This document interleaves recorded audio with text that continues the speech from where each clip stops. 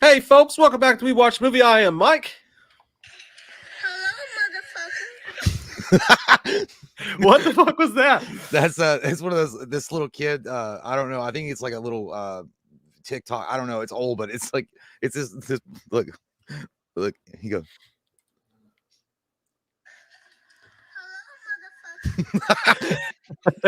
Hello, I was like, somebody should put that as their ringtone. Well, right after that, my other YouTube started playing, so it was playing the audio. It was getting all messed up. I thought I thought Skynet had taken over. Hello, Yeah, Skynet. hello, How y'all doing, motherfucker? Happy fucking Friday night, my folks, my friends, my sexual partners. Good times. Good times. That means you. Tonight is going to be fun as fuck. First off, we're going to do a review for the new Beavis and Butthead movie. Beavis and Butthead Do the Universe. Yeah. Spoiler free. I don't know if there's really spoilers in the Beavis and Butthead movie, but spoiler free nonetheless. And then Friday Night Fights returns, and we're going to try something brand new tonight, my friends. You guys are going to pick the matchups. It's going to be versus 90s movies versus 80s movies. And when we get to that point of the show, we're just going to ask you guys what two movies you want to see. It's got to be one 90s movie versus one 80s movie, and we'll pick the ones we like, and then we'll all vote on them together. It's going to be a blast in the pantaloons. I can't wait. What with that thing that you just say, Beavis? The sun sucks. What with that thing that you say, Beavis? Oh shit. Hey, thank you guys for being here with us tonight. Got our first super chat. We'll have our first super chat. It is from Inky the Alien. Thank you, Inky. Says, hey fellas, I unfortunately have to miss the first hour or so of the stream, but you're here. Since I'm stuck at work, but I just wanted to pop in real quick and say hi. Hello. Hello. Thank you. Inky, get your ass in here and stay.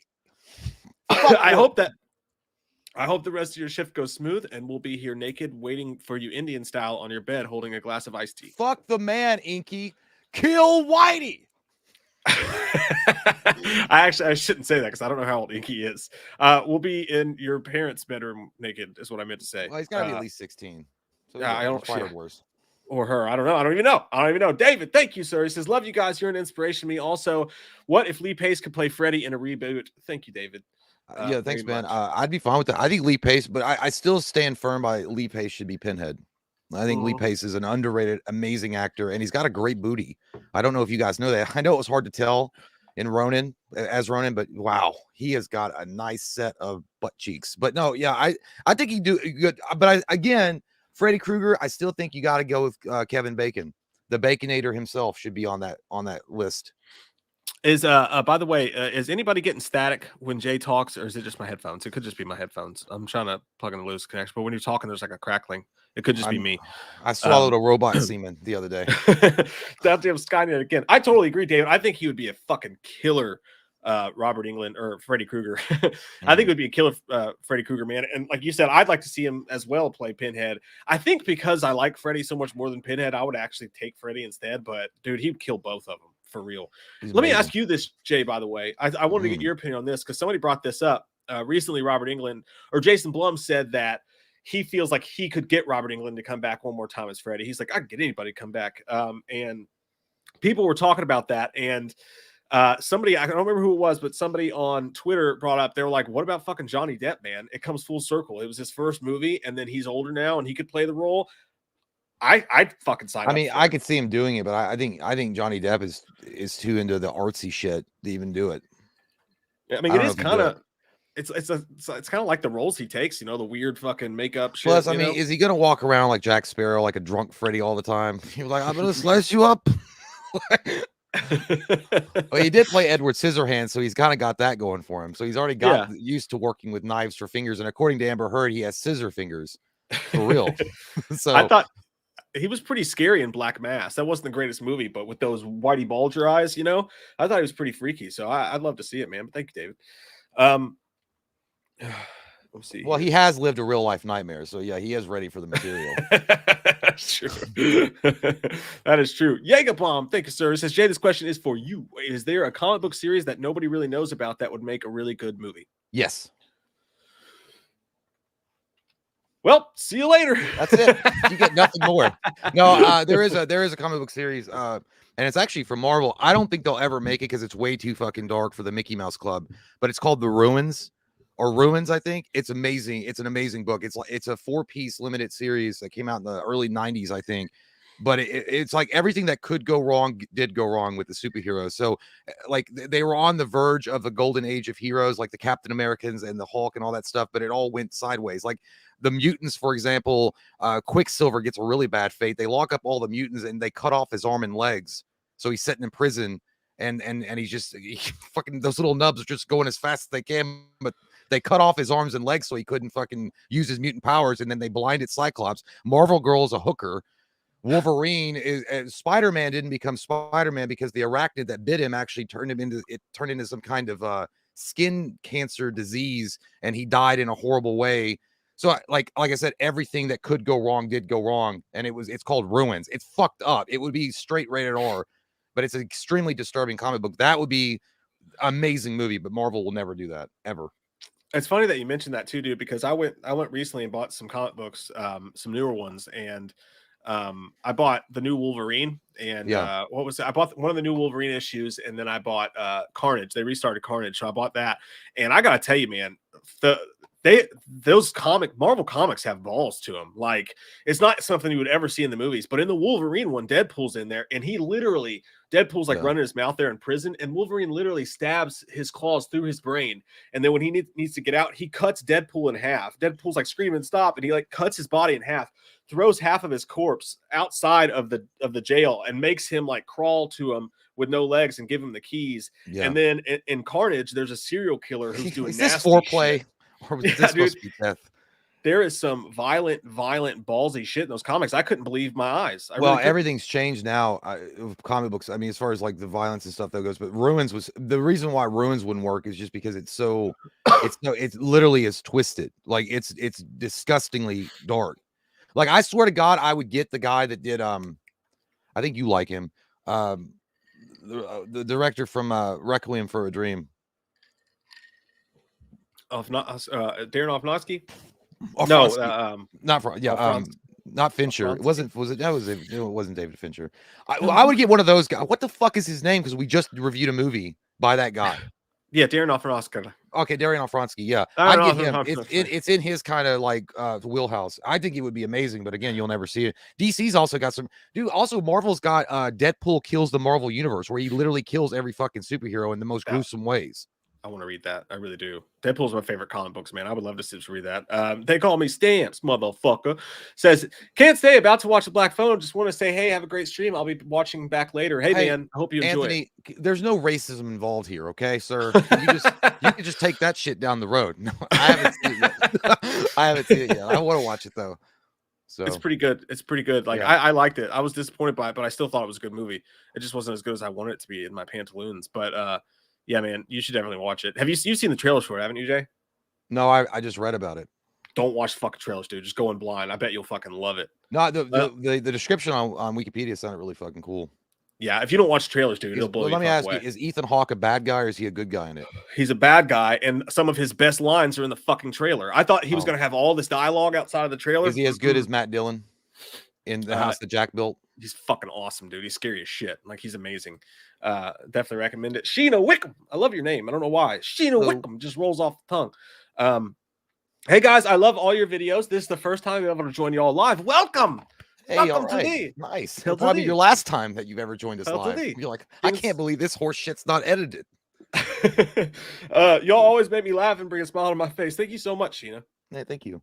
And thank you for the super chat. And welcome to the dark shit show that is this channel, Unhinged and Live. Speaking of shit shows, listen to this. You know, there's a coffee. It's the most expensive coffee that you can buy in the United States. And I'm only telling you this because you like to drink coffee. I was going to get it to you, but not tell you what it was, but I might as well now. It's literally made out of monkey shit. Yeah.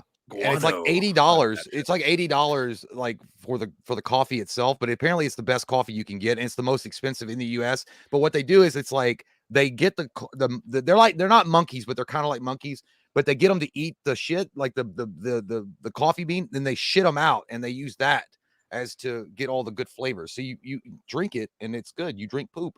That sounds fucking disgusting, and I will never try. You would never know. You would know. You're like, oh, this coffee is so good. I'm like, you're eating ass and drinking it. You're drinking monkey poop.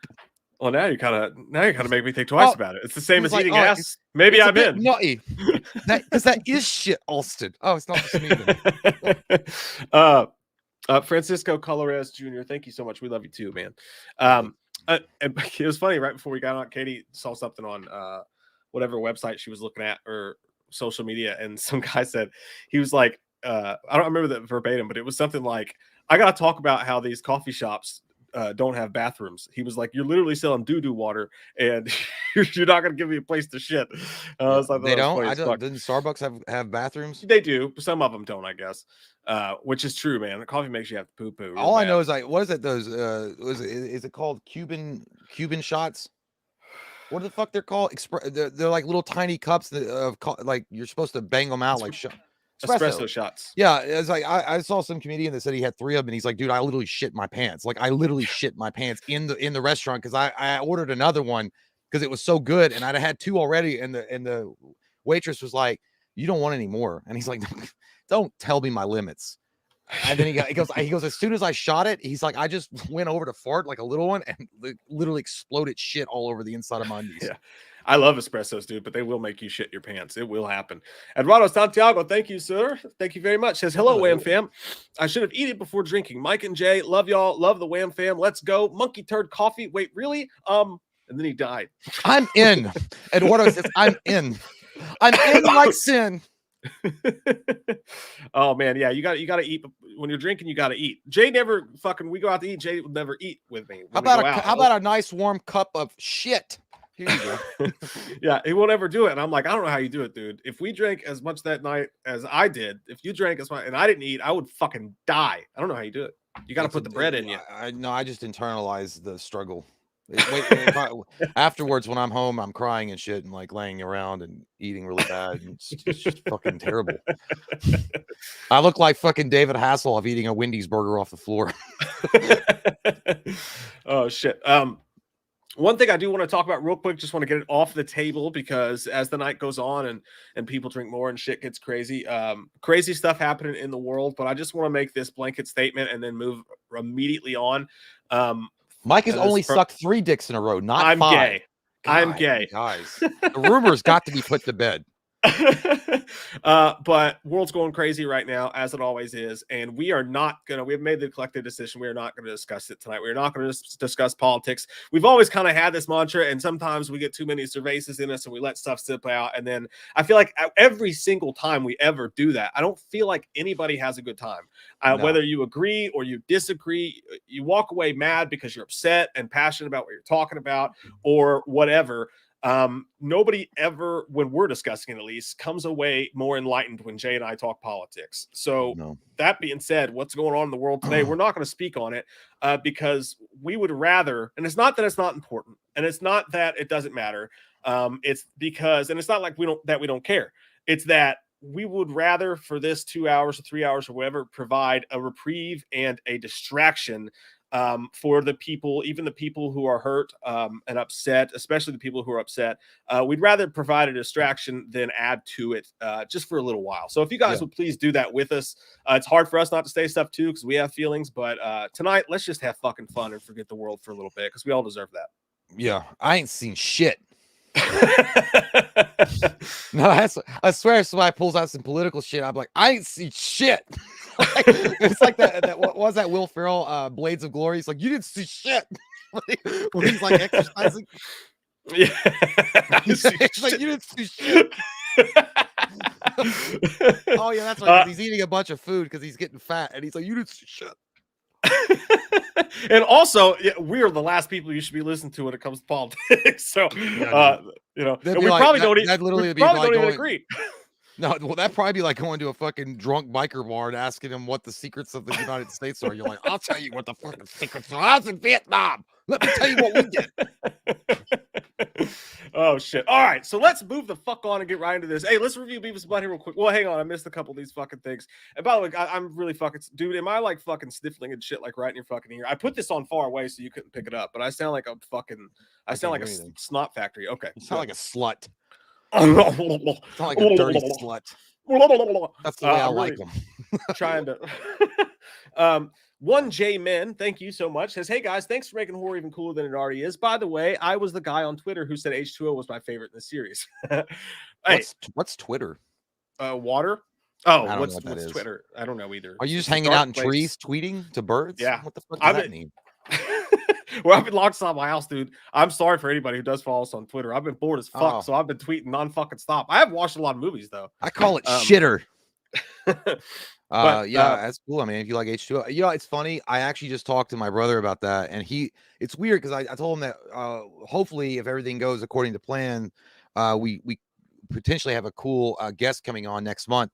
I was talking to him about H2O, and one of the things was he kind of has shifted his opinion a little bit on it. He's like, he still likes it, but he says it's the nostalgic factor for him that makes it worthwhile because it was the first Halloween he ever saw in the movie theater, and then it brings back a lot of good memories for. So it's not like, because I never thought it was like, I never really liked it that much. I didn't think it was bad or anything. I just felt like it was too clean. It was like they were going after that Scream crowd. That's why I didn't like it. I felt like Halloween had its own identity.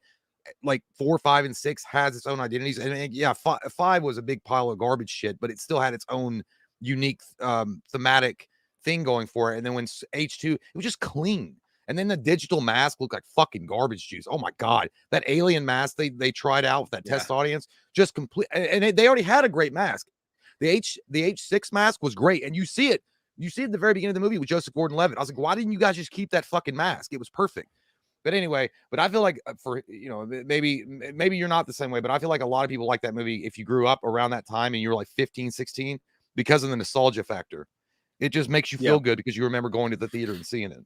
Well, I posted a joke video today talking about just making fun of the mask and the scene when they're in the window. And when I posted it, just like, you know, those everything wrong with videos and stuff like that, like you make fun of stuff, but I had to tell people, like, I was like, I'm not saying they're like H2O fucking rules, dude. What's your problem? I was like, I like H2O. I'm just making fun of it. Like, oh yeah, I like Halloween Kills and shit too, but I could make fun of that and the Evil Dies Tonight and all that. But that's awesome, man. If that's your favorite movie, and it's a lot of people, you'd be surprised at how many people H2O is their favorite franchise.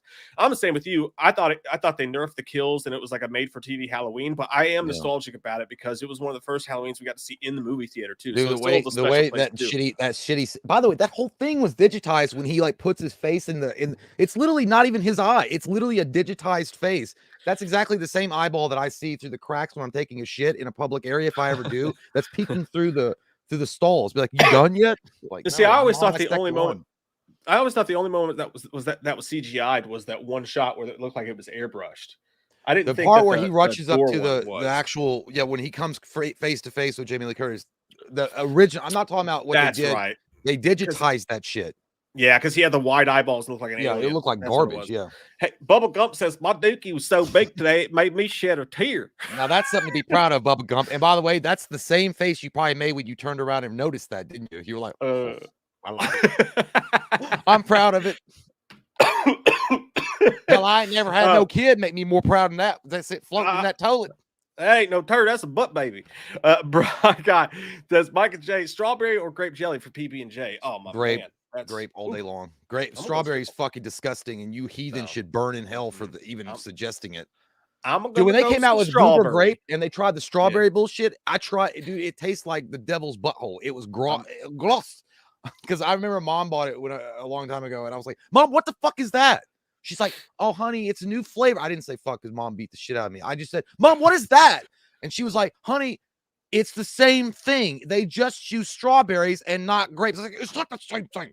Because I made a sandwich right away, and dude, it tastes. I was like, and I got mad. I remember I got mad. I bit into it. And I was like, "See, Mom, I can't even eat it. I go to school all day long, and I ask you to get that one thing, and you come home with strawberry.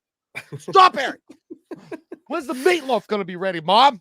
Mom, the meatloaf now." I never know what she's doing. I never know what she's doing. I just want you to know that you are wrong. Strawberry is the way to go here. You go strawberry and you go crunchy peanut butter and strawberry all the way for the win. I like grape too. I like grape too. But I hate that goober shit, dude. The shit that's mixed in the can together. No, like I like grape, but I don't like goober. Like when they the stripes when they put peanut butter and jelly in the same jar. Fuck no, it's nasty. No, I don't like that shit. I'll eat it. It's funny. I do like crunchy peanut butter, but at some point when he says extra crunchy, at some point it's got to stop because then you just get fucking peanuts. Like how much more crunchy is it going to be? Is it just going to be peanuts? You can't get the extra. It's like, yeah, extra super crunchy. I was like, all right, so now I'm just buying a jar of peanuts. Yeah, you you gotta imagine how dry yourself. that would be. Oh, Yeah, you crunch it yourself. It would be falling out of your mouth. Mike Johnson. That's big dick Mike Johnson. What's up, fellas? It says Johnson. Have you ever seen that commercial, by the way? It's like some NBA commercial, and all of a sudden they go, and it's like, and then Magic Johnson goes, magic. It's fucking creepy as shit. Then it shows Stacey, he goes, commercials. Yeah. Magic. Yeah. It's creepy. But Mike says, what's up, fellas? Unfortunately, I got COVID this week as well. Cheers to getting better. Hey, good luck, man. Yeah, dude. I'm on day 5, and I literally lost. Mike, did you suck on his Johnson? Because you got That's it. how too. I got it. You That's how I got it. His semen gave me you COVID. highfalutin bitch. And now I'm sitting here now with semen COVID, which is way worse than regular COVID. Just swimming around in my stomach. Oh, I actually lost my sense of smell like 20 minutes ago, dude. Fucking just happened. So you're gonna be cutting a lot of farts tonight. No, Katie told my wife has it too, and she told me this morning. She was like, I went to pour out something and I noticed it was wine, so she didn't smell it, and she hates the fucking taste of whiskey. So she went and grabbed a bottle of my whiskey and like smelled it. And she was like, "Oh fuck, I can't smell it." And I was like, I could still smell as of this morning, but I was making me a drink and I smelled it and I got nothing. And that it starts to freak you out because like I don't like that it can take control of me like this, dude. I'm freaking out right now. But yeah, other than that, you're gonna be all right. That's actually not the worst one. I mean, as long as you didn't lose your taste, though. Not really. Like, everything tastes a little weird now. Like that, my drink tastes a little weird, but it's not completely gone. It's kind of like halfway tastes like there. Feet. Everything tastes like feet. Well, bland. I'm hoping tomorrow's the last day, dude. I'm hoping I'll wake up feeling good tomorrow. But I've been lucky as fuck. I got all the jabs. Hope in one hand and shit in the other, and see which one feels faster. Fuck you, dude. I'm gonna fucking cough in your face. There you go. Well, too far away. I'm never coming close to you ever again. I want to fucking fart in a jar and mail it to your house. I'm like, Jay, open this and smell it. I probably do it. I'd say you're like, yeah. Mike said he sent me a fart in a jar. It's probably bullshit. I'm jealous. I don't want you to get anybody's COVID but mine, motherfucker. I'm gonna give it to you. I have not got it yet. Thank God. Thank God. I'm gonna send you a check. I'm like, Jay, there's money in here, but I'm gonna lick it. Mike knows my greed too well. I would actually open it. Anthony Mock, thanks, buddy. He says, "Yo, fellas, this is my first live stream. We got a bunch of newbies in here, and I fucking like it. I moved to strike on that cock. I mean, wait, what? Strike on it. Y'all the funniest fuckers in fucking duos in the YouTube, hands down. It's my girlfriend's birthday today. Hey, all right. And her name is Daisy, and I would love one of Jay's Loomis impressions. Daisy's a fucking cool name. I never heard that in my whole life. Daisy's a stupid name. I don't know what the hell did Daisy mean? Daisy, she probably runs around the mall chasing the other boys. Be careful with a girl named Daisy. I don't even think that's you. I don't even think you have a girlfriend. That sounds like a made-up name. Is she from Canada? Is she gonna come in later on? Oh, you'll meet her at the dance. You sound like you're full of poop. You're so full of shit, your pants drag. But if she is real, happy birthday to you, Daisy, Stacy, Crazy. I hope you have a good one. Make sure he takes you to Olive Garden and he gets all the gift cards that, at least $10. That's what you're worth. Okay? Otherwise, if you want more, get a job. Stop relying on a man. Okay? Have a good one. Anthony Mock. That's a fake name, too. There's nothing Mach 3 about you, sir. Hey, happy birthday, though, Daisy. Thank you so much. Yeah, happy birthday, and welcome to your all's first show of. By the way, just so you know, at the end of the show, we do show full frontal male nudity, so stick around. Well, it's also, and we also pass out complimentary microscopes so you can actually see the full frontal male nudities that we show because it's real small. And if you click the like button, then you will be sent a rebate for a free prostate exam. I gotta tell you, I forgot about this. I was watching. I swear to God, it's gonna sound like I'm 88 years old, but April and I were watching like Pawn Stars all fucking day. Mm-hmm. When she got off work, and she's like fucking Pawn Stars, dude. I was just like obsessed with it. I know it's like fucking script. I know, I get it. But there was one of them that was a Batman #1 comic book that came into his shop, and you just take a guess what he wanted. Just take a guess what he wanted for it. So it's a 5.5. He had it graded. It hadn't been restored, and it was a awesome fucking well, as far as 5.5. How much do you think he wanted? Batman #1. Oh, Batman #1. $4,000. Is you smoking? No, dude. It was he wanted 250,000 pesos. Yeah. God damn. But, you don't get those kind of rates at a pawn shop. No, dude. it was a 5 point. Well, no, dude, what was it? Rick, the ball guy, he was going to give him 110,000 for it because the guy had bought it at auction. The guy that was bringing it in to sell for 210. It's like, is you fucking crazy, bitch? I ain't gonna fucking give you it for 100. Because I mean, you imagine you spent $210,000 at an auction. You bought Batman #1, 1941, I think. Yeah. 5.5 graded. That's pretty good condition. And then someone's gonna lowball you and give you $100,000 less. He'd only had it for 3 years. I could buy 5 dead hookers for that. I killed 5 hookers for that. Do you want money?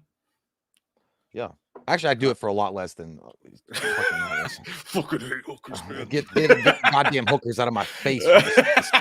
I'm tired of them. I'm sick of it. I'm sick of all of it. Fucking who's the guy that killed hookers? Jack the Ripper. I'll Jack the Ripper the ass. Tyler Weckman, thank you so much. Says, hey guys, I want to thanks. Been in a dark spot thanks. I've been in a dark spot after a nasty breakup, but you made me smile again. Glad to be a little biscuit boy with you too. Hey, another first timer. What the fuck? That's amazing. That's cool, man. I'm glad. I'm happy you're doing better. Finding new people. And that breakup, man, fuck whoever it was, fuck them. You're gonna get all sorts of good ass coming to you. You know what? You gonna put in some good shit, and you're gonna get out some good shit. It's like a jukebox.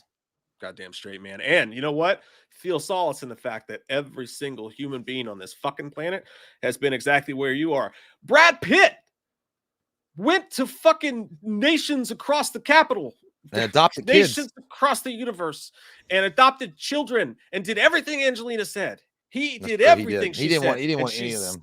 Still left his ass. No. So it's going to happen to all of us. Yeah, you know, Angelina was like adopting kids like they were going to a fucking gift shop and she was buying keychains. She's like, I want that one. That one looks good. He's like, oh, fuck. He goes, don't we have enough of them at home? Like, I want another fridge magnet. In this case, it's a kid. We're all getting fucked, man. Act accordingly. And then he's going to sue her in court. I can't wait for that one too. it's when you're born into this earth, one of the things you have to go through is heartbreak. So don't feel bad, man. Congratulations to you on getting over it. If you were born into the earth, you would be shut up and come back as a zombie. I came back as a fucking ficus. I thought you were gonna try because I came back as a fucking Viking. I'm Princess Diana. Jesse M, thank you. Says, what's everyone drinking tonight? Great fucking question, man. I got some soda. Tea. I got fucking hot tea. Keep my dick sucking weapon warm. I got some water and I got some soda pop. Dude, I swear to God, when you held up that water, I thought that was a whole goddamn thing of vodka. It's like, is you trying to kill yourself tonight? No, I was almost afraid to even drink. I'm gonna go crazy. You don't even know what's going on. Just fucking go with it. At this point, I don't want to wake up. Well, you know, I can't smell it. You can drink it, whatever. Now you can drink the shittiest, nastiest beer ever, and it would be great. That's my problem. I actually like the taste of liquors, though. You know what I mean? That's what gets me in the dark night in like Texas. Hey, what the fuck did I? John Winston is this guy who just shows the fuck up here randomly. No words. He's a stoic. And he says, here's a fucking bag for you pieces of shit that don't deserve it. And then he walks out and says, stay golden. John Winston. I think John Winston is fucking Billy the Kid from Young Guns. I'll make you famous. He doesn't have to. He just shows up. He's like, you know what? Don't worry about how I got my money. I'm gonna help you fools out. Now keep on keeping on that cattle ranch. Giddy up. John, thank you so I don't know why, but your name John Winston literally sounds like a dude from the old West. John Winston. He goes, who's the sheriff of this town? I'm gonna take it over. You gonna have to go through John Winston. John Winston. I heard he is locked up. No, John Winston's out, and now he's the sheriff of this little town. Oh, well, pardon my offenses. You tell John Winston he's okay in my book. God bless him in Sundays. Sorry. John, thank you so fucking much, man. Hey, man, that's really nice of you. Thank you, man. We're not worthy. No, we're not. Dude. God, doesn't even have words. He's just like fucking. I'm a great fucking guy. Here you go. That's a Thank gambler. you, man. Thank you so fucking much, dude. So fucking much. All right. With that being said, John Winston came out here and put that John. Yeah, I think John Winston's just trying to tell us you shut the fuck up and get back onto the review. Yeah, shut the fuck up and dance. I want to know if the movie's any good. So Beavis and Butthead Do the Universe. It's on Paramount Plus. It's yeah, and I liked it. It's not like, obviously, you're not talking about like A-class artwork or anything like that. You know, if you saw Beavis and Butthead Do America, it's Beavis and Butthead Do America 2.0. It's literally the same art style. Mike Judge comes back. It's awesome. I loved it. I kind of miss that kind of shit. It literally, you turn your brain off and you just watch it. It's got the same type of humor, the toilet humor that you're used to with Beavis and Butthead. And it all revolves around them wanting to get laid, just like Do America was. They just want to get fucked. So that's all they want to do. I mean, of course they do. Dude, I thought we're gonna score. Dude, I like when they see a black hole. And he was like, "Hey, Beavis." He was like, "It's a hole and it's black. I know what this is, Beavis. This is the butthole." And he was like, "No, no." And he goes, and then there's one scene where the girl was like, "Are you here to destroy me?" He's like, "If that's how you want it, baby, but I could also be very gentle." And then he said one thing that I'm gonna say from now on. I was like, "The elaborate dance of seduction continues." That's what I was gonna say. When they're floating through space, he's like, "The elaborate dance of seduction continues." Yeah, I had a lot of laugh out loud moments. Like I thought it was funny, dude. I really enjoyed it a lot. I mean, it's like, again, it's hard to. I mean, I like Do America a lot. I'd give this one like an 8.5 or 8.0. I think I gave Do America the same around that. It's fucking funny and it's awesome. And it deals with a really important question. What would happen if the 1998 versions of Beavis and Butthead were transported to 2022? And what would they think of everything and the technology that we have and all that shit? And that's pretty much it. And then they're trying to get back in time. It's funny as fuck, and it's really well done. Yeah, it's a fish out of water story because it puts Beavis and Butthead in our time, but you can tell that they kind of shied away from getting too political with it. But when you think Mike Judge is going to put Beavis and Butthead in today's world of everybody, being offended and like being upset and all that, you think that they're going to do it a lot. And I'm almost glad that he didn't, because I didn't want I wanted to just have fun with the Beavis and Butthead movie. I didn't want everybody arguing about it. And they did it with one thing in the middle of the movie, and it was just a funny gag. Like they didn't take time, there was, it was just a funny ass gag. But Cornholio, it was fucking hilarious. And then Cornholio comes back, and the Cornholio in the scene in this one's even better than one in the original. That was fucking awesome. I give you my bunghole. I give it to you. He goes, "I give to you my bunghole. I give it to you." I only have one bunghole, and I give it to you. I have one bunghole to give, and I give it to you. And then he starts a prison riot. Basically, I'll just let you guys watch it, but it's, to me, it's just as good as Do America for the most part. I give Do America a higher score because Do America it holds a special place in your heart, and it was the first time. But it is just as good. Like if this one came out first, we'd probably like it better. I give it like a 7.5 because it's just, it's still awesome. It's funny. It's just a really long episode of Beavis Butthead, and it's really nice to have them back again. And I don't know. Why don't it's weird. I don't think MTV would ever have the balls to fucking bring them back on TV. Well, first off, MTV doesn't play music anymore. There's no fucking music channels. Well, fucking Paramount Plus isn't even fucking. They're not even promoting this, man. Like, because I think it was a subject material. I don't think they wanted to, because I mean, I think they were afraid of people being like, oh my god, it's always going to be somebody on Twitter or something that's going to get it. I'm like, dude, it's a goddamn cartoon from the early 90s. People enjoyed it. It's like Ren and Stimpy, but I think they were afraid to fuck with it. So they were like, let's make the movie in secret. And it really sucks, dude, because Mike Judge loves it. Like this guy's like 60 years old and he's still wanting to do it. And I wish they would give, how they do the drive-ins with Joe Bob Briggs. Joe Bob Briggs.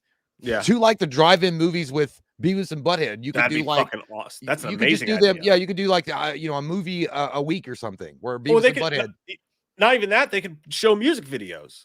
Oh yeah, like you could do a drive-in music video or drive-in music theater or something. I don't know.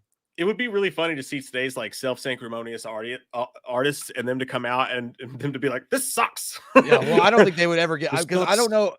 Do they? I guess they do. I guess music artists still make music videos. I just don't. Yeah, see they them do. anymore. It's just they go on YouTube. They just I would love to see Beavis and Butthead react to like Kanye West. WAP or WAP. Or WAP. Because like she said pussy. All they would do if they watched WAP, they would literally be like laughing the entire time. It's like, it's that wet ass pussy, Beavis. Beavis would be like, we will never know. I have to go. I have to go to the other room. You need to leave. She's talking about you. Or like put on Nickelback and be like, this sucks more than anything that has ever sucked before. Yeah, well, you'll never. That's unfortunate because I mean, I just think that's why they're shying away from promoting it, which is unfortunate. Yeah, that's a balls. But yeah, it's a good movie. Check it out. Paramount Plus. Awesome. You can watch it right now. It's like an hour and a half long. The Jaeger Bomb, thank you, sir, says we watched the movie live tour. When do tickets go on sale? I'd fucking do that. Shit.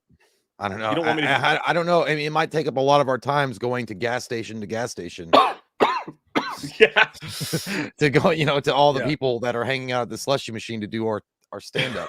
Because that's the only places that would book us, and those places are free. You can just walk in.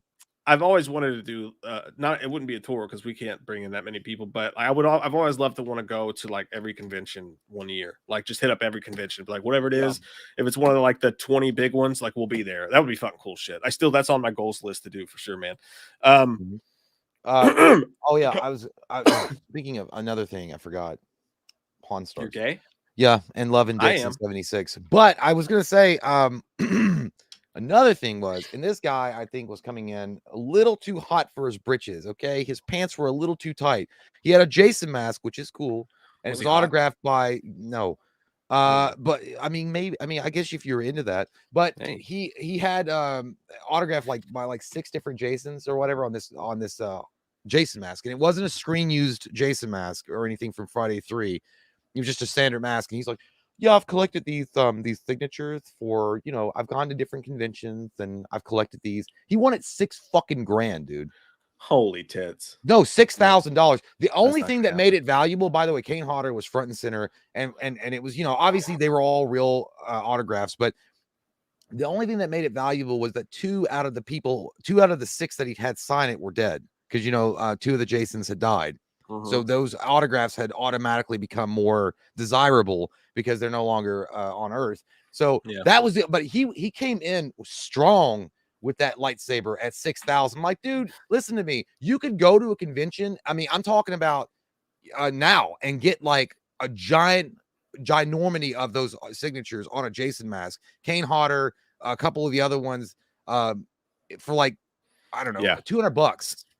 And it was a standard fucking Jason mask. It wasn't. Now again, if it was a screen used Jason mask, if it had actually been used in the movie, it might be something, but it wasn't.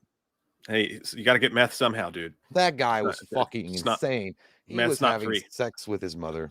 You got to get it. Michael Barton says, instead of a Patreon stream, on Chatterbait. Is Chatterbait a thing? People just go and jerk off to each other? I think I've heard of this. Yeah, Chatterbait. It's like Omegle or whatever, only you just fucking start just feverishly jerking your dick, and then someone random pops up in front of you. I'm going to give you the Forrest Gump. Okay. Hey, no one wants to jerk off alone. I mean, I do. But, I get it. Mark Hunt. You look like Mark Hoppus, dude. That's weird. I need Loomis to help me find a job. Much love. No, what you need monster.com. Shut up. Get the internet and Wi-Fi. Get Wi-Fi in your house. Wi-Fi. What's it called? Sounds like Wi-Fi. Wi-Fi? Wi-Fi? Get the Wi-Fi on your phone. The Wi-Fi. Wi-Fi, whatever. Monster.com. LinkedIn. Wi-Fi sounds way too much like Wi-Fi, dude. He does. But what are you going to do? Hey, all right. Well, Michael Parton says Drawn Together, Aqua Teen Hunger Force. I've never seen Drawn Together, so I'll just say Aqua Teen Hunger Force. That made me laugh a couple times when I was stoned out of my ass. Never seen either one. Aqua Teen was great when I was young and fucking high as shit. I used to love that show.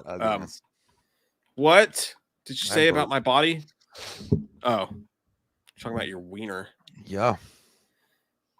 Someone said I missed a thing, so I'm trying to find. I don't think we have. So now's the time at 8:38 p.m. Eastern time. We're gonna fuck. Yeah, it's funny that you said that, because I was just informed that they're setting off fireworks, and as soon as you say we're going to fuck, I heard a boom, boom, boom, boom outside. That's me coming in your butt. So much fucking the butt, and I get so much sweaty. COVID. Ooh. Frothy COVID. All right, tonight's Friday Night Fights is up to you guys. So, again, up to you guys. This seems lazy. I feel like we're just like putting too much pressure on our guests. I thought it would be funner. We still pick, but it'd be fuck you, Jay. Fuck yeah. Now you've thought. Fuck yeah. Give us what is an 80s movie that you want to see matched up against a 90s movie. We will keep score and see who wins. Go ahead and start rattling off what you guys want to see, and we will choose one, and then we will vote. Sounds fun. We should at least put up a song or something, right? Like I don't. Well, yeah, but and immediately get the stream taken down like that one time. By the way, I don't know if you guys don't know. Some of you guys probably wouldn't know this. Mike and I did a reaction video of some music video. I don't know who the fuck it was. I can't remember. But immediately, it was taken down. Like immediately snatched up and said, "Fuck you." What was that? What was it again? It was a. I think it was Ghost. Ghost. Yeah, it was Ghost. We tried to do a goddamn. It was literally a trailer reaction to Ghost, and the Ghost came in and Ghost slapped us with their dicks and said, "No, not on my watch. You have to pay me money for my CD." Yeah, they actually took our stream fucking down, man. Anthony Mock, thanks, buddy. He says, "Yo, fellas, appreciate the birthday shout out. 100% that limit suppression is god tier. Always good shit, fellas. Popcorn." Thanks, Anthony. You have a great fucking day, man. Happy birthday to your lady friend. Ashley Smith says, would be super awesome if you guys could do meet and greets. Come to NY, drinks on me. Happy to be there for the stream, guys. Much love. Hey, all right. We do meetups of some sort once a year, but I've always wanted to go to New York. I want to try the pizza, man, and I'll go anywhere where you'll pay for my drinks. So just let me know what time, Ashley, and we'll be there. You good for Saturday? I have COVID, so I have to go up there because I have to stop the wet bandits from stealing from Duncan's toy chest. Only I can do it. That's what would happen, by the way. At midnight tonight, we're gonna be going to Duncan's toy chest. You can do a lot of things on Christmas, but stealing from kids on Christmas Eve. if Jay dropped mushrooms in New York City, he would think he was inside of Home Alone 2. I would, and then the only way you'd find me is at the big giant Christmas tree. And I'd show up and give you a dove. Tables, Aethers, and Chairs says, you didn't read my original super chat, so have some more money. That's the goal. That's why we don't read them on purpose. No, I'm sorry, man. I didn't see it. First time in the stream. Welcome, sir. Hey, all right. And we fucked you over on the first one. So here's a twofer. It's 1:31 a.m. in the UK. Love the channel. Enjoy chatting with Mike on Twitter. I enjoy chatting with you too. And I will suck a dick because you missed your super chat. I'm sorry. Yeah, well, it must not be a great chat if he just ignores you in the fucking super chats. My God, you must piss him off on the Twitter. Give me a fucking break, Dad. Well, son, your mother, I didn't give her a break. So I'm not going to give you one either. That's why you're here. Asked. What? I didn't give your mother a break. I broke her back to bring you into this world. Sorry, man. Thank you very much, though. I just read that. See, I gave her two. What a fucking cock am I? Beep Beep says, what if Michael Myers put on Jim Carrey's mask? Dude, I just watched The Mask. Just watch that before the stream. If Michael Myers put on Jim Carrey's mask? That would be fucking amazing, dude. I guess when he was like, Booga, like his eyeballs would turn into knives and just shoot them at people. I don't know. It'd be how freaky would the mask be if it didn't talk? If he was just like, what if he did talk? If he put the mask on, then he could fucking maybe use his vocal cords. What right before he got caught by Loomis and the cops, he went, and then he sprang away. They called me Michael Myers. I'm the king of the stabby beat. When I stab people, it goes chick chicka boom, chick chicka boom, stab them titties. Fuck. We're stupid. All right, let's take a look at some of your all's ideas. Stacey James, Friday 4 versus Halloween 6. That is one 90s movie versus an 80s movie. That's a pretty good one, although I think Friday 4 would win. Mace says Halloween 4 versus Scream. Pretty sure Scream would win that handily, although we are in a Halloween chat. We know that, right?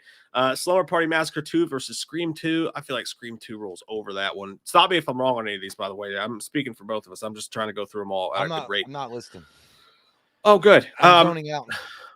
Mortal Kombat versus Bloodsport. Get the fuck out of my face with that goddamn deluge of bullshit. Who the fuck said Mortal Kombat versus Bloodsport? Now they listen. Near Dark from Dusk Till Dawn. A Nightmare on Elm Street versus Scream. We have done that vote before. I don't remember who won. Do you? I think Scream won, but I don't think it. I think it was it might have been a close vote. Fuck it. Let's put that one up there right now. Nightmare on Elm Street versus Scream. I'll put it in the just to get us started with the big ones that everybody knows. We will hang on one second here. I'll put up the vote. Nobody say anything yet. I'm going to put up the vote.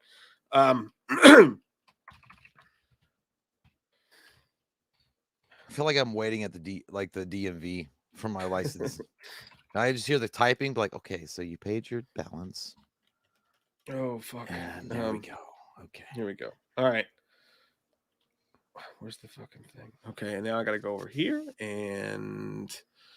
So you'd be, if you worked at the DMV, you'd be getting me mad though, because like this person's fucking new. It's like, okay, and I'd be like, hey, why don't you fucking do it? And why don't like, you yeah, get why back don't here you do your fucking fucking do it? job?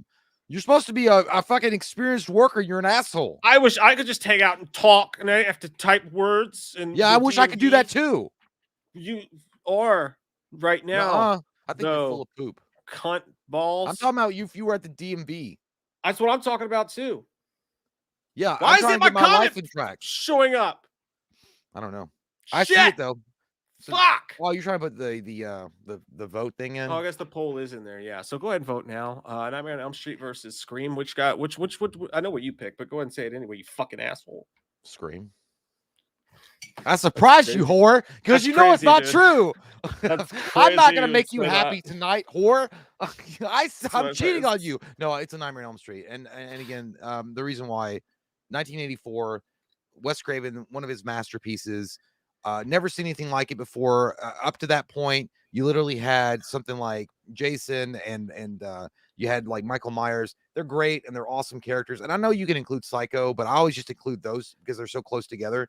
Jason and Michael Myers. So when Freddy came out, it was the first time you saw a villain that talked, that scared you, and it could kill you in your fucking sleep. That was scary enough. Okay, this is like you have to go to sleep. Like that was a crazy good marketing angle. Like they're gonna sell a horror villain on the fact that he can get you while you're sleeping, because everybody's got to fucking sleep. You know, it's not like a regular killer that just stalks you in a neighborhood. So that was cool, and the fact that it was loosely based on some type of true story also made it pretty unique. And you know, again, it had, you know, Robert Englund knocked out of the park. It had, obviously there are some effects in it that aged really badly, like the fucking weird long arms and shit that looks like an acid dream, but still the performances, acting, amazing. All the acting was really great. And then obviously Robert Englund was truly terrifying and fascinating enough to become a pop icon of the 80s. And that never happens. A horror villain became a pop icon. I completely agree with everything you just said. You're still wrong though. It is Scream for me. Just go ahead and put that butcher's knife in your asshole, Matt Lillard. Scream all the way. You guys know why I love Scream. I don't even have to say it. Everything you said about Nightmare is right, but to me, it's Scream. I do think Scream is a better movie from start to finish. Like I do. Like I think Freddy's one of the greatest. Like, is Freddy cooler than Ghostface? Yes. Stand alone, Freddy's better than Ghostface. Just stand alone. But movie wise, I feel like Scream is just a better movie. I'd give you that. I'd give you the movie because the movie was way better put together because Wes Craven was so early in his career. Yeah. When he did Nightmare, I just think as far as like impact on cinema.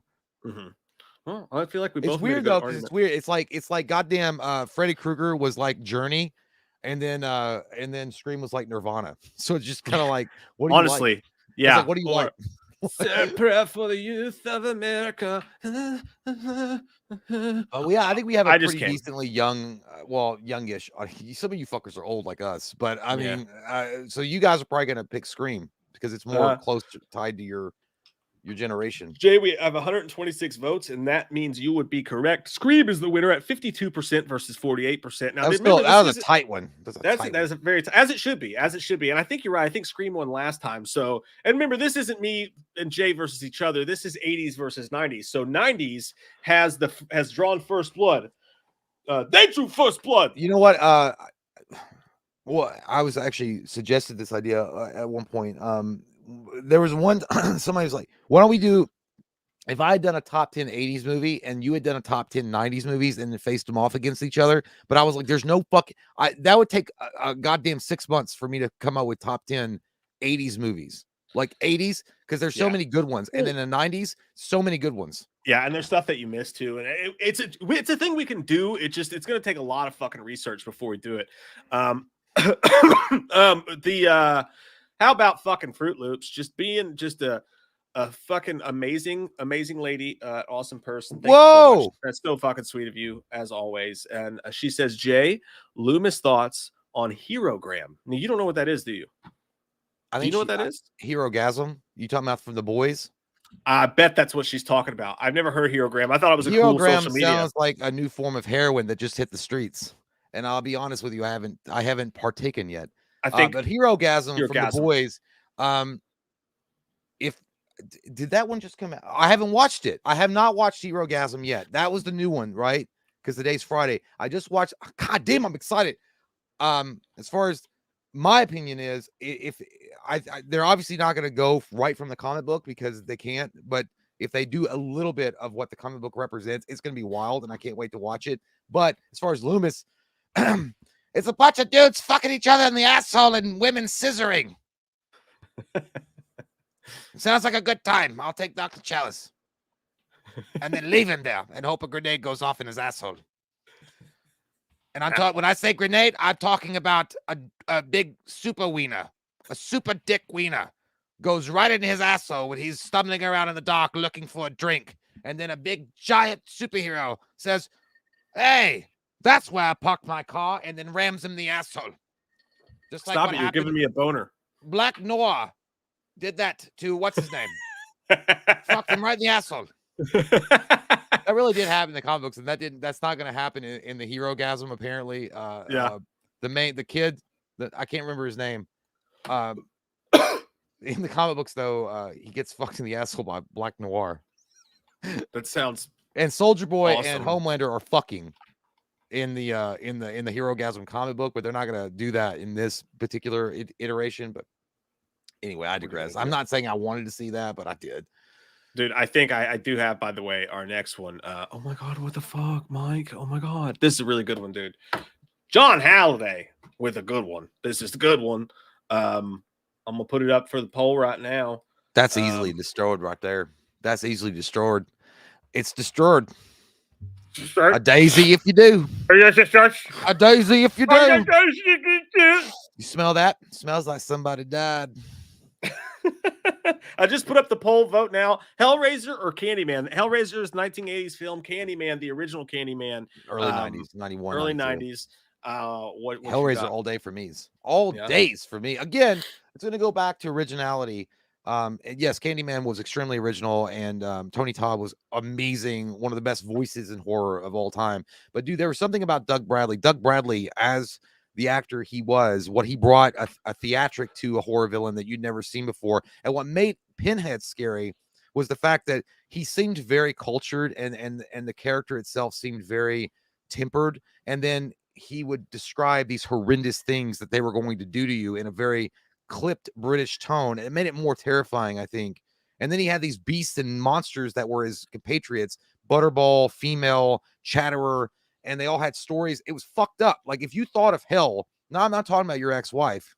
This is what hell would be like. You'd be dragged into a world where you're like tortured endlessly, barbed wire around the face, your wiener hole filled with glass, someone fucking you in the asshole constantly, and you having to watch Martha Stewart reruns all day long as it's going on. Where do I sign up? At your local DMV. But yeah, I just think that again, and Pinhead is so unique. And again, I also think that Pinhead does not get the respect that he deserves in the echelons of great horror villains. I never think that he gets. No one ever mentions him. You always think like Freddy, Jason, Michael, Psycho, Anthony Perkins. You don't ever think of this guy. And I think personally, Pinhead is the last great of the big ones that came out. And that's, I don't know. I think he's a really cool, amazing character. Yeah, you're fucking right about everything you said. Once again, I'm actually going to agree with you. It's close. It's really close for me though. Actually, I think the original Candyman, it's fucking awesome. And Tony Todd, the way it comes there and he's like, oh, those fucking beasts come out and shit. You know, like he's really what in the butt. what in the butt. But the way he comes out there, man, and that parking garage, like he is actually extremely fucking scary. Yeah. I think the only reason Hellraiser takes the cake is because he was also empathetic. The story of Candyman is actually you can empathize with him. Yeah, it was. And actually, fuck, the more and more I talk about it, I'm like, I don't know, man. I think you shut the fuck up. You put your dick in the sand. You go with what your dick is fucking. It's tough. I want to say tie. I really fucking do. That's what a wuss person would do. But I think Hellraiser sticks with me more. So that's what I'm going to go with. When I watch Hellraiser, I need to fucking like put lighter fluid all over my body and just loofah to get this stink of that nasty ass fucking movie off. You gotta roll yourself in the Pope's fucking pool to get the true stench off. But ask me tomorrow, it might be Candyman. I don't know. Let's see what you says. What you got to be saying? They said, "Fuck you, Mike. Fuck you, Jay. Double fuck you, Jay," is what they said. That's what it read there. It says, "Hell, Candyman." I'm kidding. Candyman wins 59% to 41%, almost by 20%. I'm actually surprised. That's not a double fuck. That's not bad. I know. I'm just kidding. But I'm always down for a double fuck. I mean, who wants to do it? Who wants a mustache ride? I do. Double entry. I do. Fun. But I'm actually surprised. I thought Hellraiser was going to win. I'm going to go on record and say you're wrong. Object, Your Honor.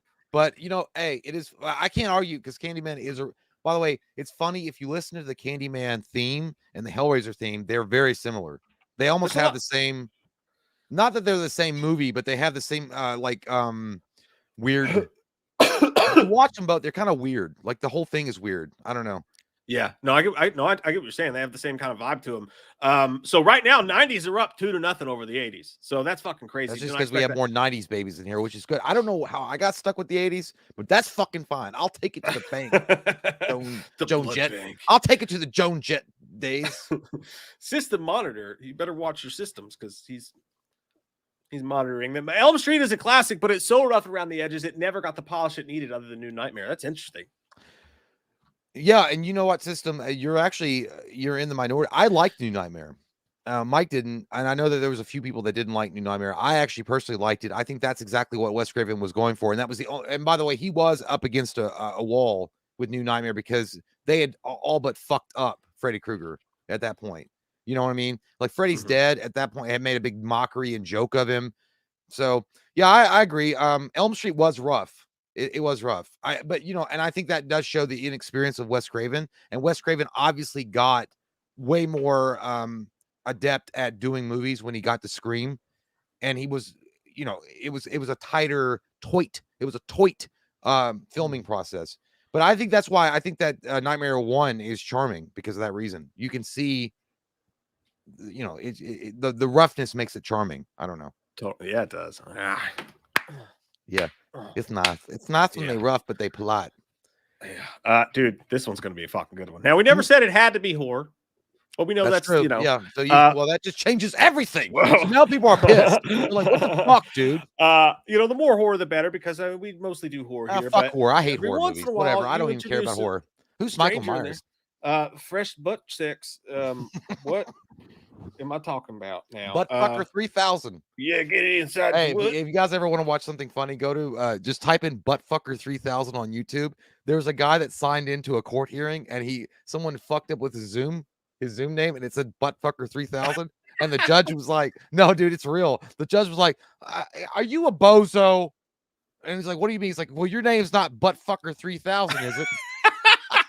And the guy was like, oh, like you could tell he's like shocked. He's like, "No, my sister was messing around earlier." I think I've seen this. Yeah, it was funny, dude. You could tell the guy didn't know, and he's like, "I am so sorry. I did not mean." He's like, "Well, you bozo." He goes, "Your name's you act walking around like your name's Buttfucker 3000." Like it was crazy. Oh fuck, that's good shit, dude. I'm gonna go. Oh my god, I don't know what to fucking do right here. I don't know what you're talking about, Willis. I don't know. He's down by the creek walking on water. It's Tombstone all day long. You're talking about the best and the last greatest performance that the great, wonderful, amazing, sexy Val Kilmer ever did. Maybe his greatest role of all time. I will go out on the limb and say it's true. Doc Holliday. Doc Holliday, y'all. And then you've got the perfect Kurt Russell playing Wyatt Earp. You've got also the late, great, amazing Bill Paxton playing Morgan. You got the sexy from Roadhouse. You got the fucking sexy, all right? Virgil. I can't remember the actor's name, but he's sexy, and I can't remember it, and I'm ashamed of myself. You got Reese from Terminator playing Ringo. I mean, you got fucking Billy Bob Thornton was in this motherfucker. I'll blow your fucking ass off that Bowles has or whatever. Dude, touch that gun, I'll burn you down. Yeah, because it is true you are a good woman, but then you could be the devil. But dude, it was such a wonderful, amazing movie. And yes, it was funny. It competed with Wyatt Earp, which came out at the same time, Kevin Costner. And that went into more detail and had Gene Hackman in it. And Dennis Quaid, which was a terrible Doc Holliday compared to Val Kilmer's Doc Holliday. But Tombstone, man, for me, I think it's the best. It's in the top 5 Western movies of all time for me. The top 5 ever Western movies of all time. Predator, amazing, awesome, but gotta give one thing, gotta say it. It was not Alien. Ridley Scott's Alien preceded this a decade before, or at least 7 years before. Predator was cool. You'd never seen it before. Arnie was at his best. It was awesome. Had a lot of fucking masculinity. You want to do steroids when you watch it. Do you want some of this? Chew it, bitch. Because if you don't, bunch of slackjaw. And you know what he says. Jesse Ventura, memorable character. Chew. I got to go with Tombstone, man. Like if I were on a desert island, I would watch Tombstone over and over again versus Predator. Again, I don't disagree with anything you said. I'm gonna go Predator though. I just to give it some. You are one ugly motherfucker. You're right. You know, you're not wrong about what you said about Alien. Here's the difference, man. Alien didn't have motherfucking Arnold Schwarzenegger in there. You know what I mean? Like, you throw Arnold Schwarzenegger in Alien, sexy Sigourney in it. It may be the greatest fucking movie of all time. No disrespect to Sigourney, but Arnold is fucking Arnold. And Arnold in his prime, looking fucking tan like that, glistening in the sun. And then they do that thing with Carl Weathers. Oh, pushing too many pencils. Yeah, dude. But the whole, just the yeah. You know, the score. He's going like all time. I don't even know why you're doing this. Wide Up is my friend. Hell, I got lots of friends. I don't. I love Tombstone's one of my favorite I don't. all time. I gotta go. But if I had to kill, I think I will not be pawed at. I will not be pawed at. Go on, skin that smoke wagon. No, honey, no, that's Latin. Now I really hate him. But what was the guy's name? Michael Bean. Oh yeah, because you met him. Michael Bean. Yeah, and you know he does talk about that. Ringo. Yeah, that's the only reason I picked Predator is because of Michael Bean. But what said you guys? Damn, I'm actually surprised at this one too. Predator wins 70% to 30%. Now this not is a lot of Western fans around here, eh? Yeah, a little bit fans around here. Yeah, Predator's a little more horror, so that makes sense to me. But dude, okay, this is the first win for the 80s. So right now it stands at 2 votes for the 90s, 1 vote for the 80s, and I vote to go take a pee time. I'm gonna go pee myself. I gotta go pee too. All right, well, you go ahead and go. I'll wait for you. I'll wait for you. All right. I'll start the next one, and then when you get back, you can just tell us what you think while I go. Oh, and then we'll butt I'm fuck. Sorry, I forgot you were there. You may go now. So just to give you guys a rundown, 90s are up 2-1. Scream beat A Nightmare on Elm Street. Scream beat A Nightmare on Elm Street. Predator, the only 80s win, takes down Tombstone. And Candyman beat up Hellraiser in a surprise. The 90s are up 2-1. Let's see if it'll get tie it. That's a pretty fucking good one right there. Let's just go with that vision of nature. I think that's a pretty goddamn good question, man. This is why it's fun, because you just rattle these sheets off and you guys know what's up. Which one do you guys choose? Army of Darkness or Evil Dead 2? Now, these are interesting to me because it's like when I think about which one I would want, I think in the fashion of I have to delete one of these movies from existence. Like, which one am I going to delete from existence? So in this aspect, that makes this harder, okay? Because if you delete Evil Dead 2 from existence, you still have Evil Dead, which has very many of the aspects of Evil Dead 2 in it. You know, part of it is sort of a remake of the first Evil Dead movie, right? But you delete Army of Darkness, and that's the most different of all of the movies. I'm still going to say Evil Dead 2. At the end of the day, though, even though that's a really good point I just made against my own point, I'm going to say Evil Dead 2 because Evil Dead 2 is just a finer version of Evil Dead, the original Evil Dead, in my opinion. And they threw in comedy. They threw in the wild-ass shit that comes with Evil Dead 2. It's fucking hilarious. It's fucking grody. It's mean. It's funny. Those fucking zombie, those deadites sitting there going, like, laughing, like, just laughing, like, fucking, you know, like, that shit actually got to me. Evil Dead 2 actually scares the fuck out of me. As much as it's more comedic than Evil Dead 2 actually scares the fuck out of me. Army of Darkness has some great quotes, and the ending, oh my fucking God, and the come to sweet Henrietta, and, you know, the all the great fucking Bruce Campbell quotes. This is my boomstick, all of it. it's got some of the greatest moments, but as a whole movie, I feel like it's got a couple parts that lag a little bit for me compared to the other movies. So yeah, it's Evil Dead 2 for me. I'm interested to see what you guys are thinking on that. Right now, Evil Dead 2 is winning at 67%. I won't stop the vote until Jay has the chance to give his opinion on it.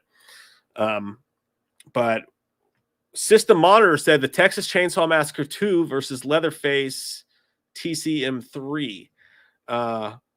That's a good. I feel like Texas Chainsaw Massacre 2 was just, not in my opinion. I like Leatherface 3 better, but I feel like Texas Chainsaw Massacre 2 is just way more popular. I think it would rule the day in that one. The Real Razor, thank you, buddy, says girlfriend won't sleep with me. Her name's Tia. Could Slender Man talk some sense into her? I will remind Jay of that when he gets here, for sure. And what are you guys saying about this shit? Wyatt Atley says, I was named after Wyatt Earp because my mom had a major crush on Kurt Russell. LOL. Movie is such a classic. Dude, who didn't? Like, honestly, like, if you're around our age group, is it weird to think, like, if you're around our age group, all of our moms totally wanted to fuck Kurt Russell and Kevin Costner? But that's true. At least we know that Wyatt Atley's mom totally wanted to bang. She was way more into banging Kurt Russell than. Fuck it. That's a good question, you guys. Would you rather bang Kurt Russell or Kevin Costner? Fuck me, right? Now we're talking Tombstone Kurt Russell versus Wyatt Earp Kevin Costner.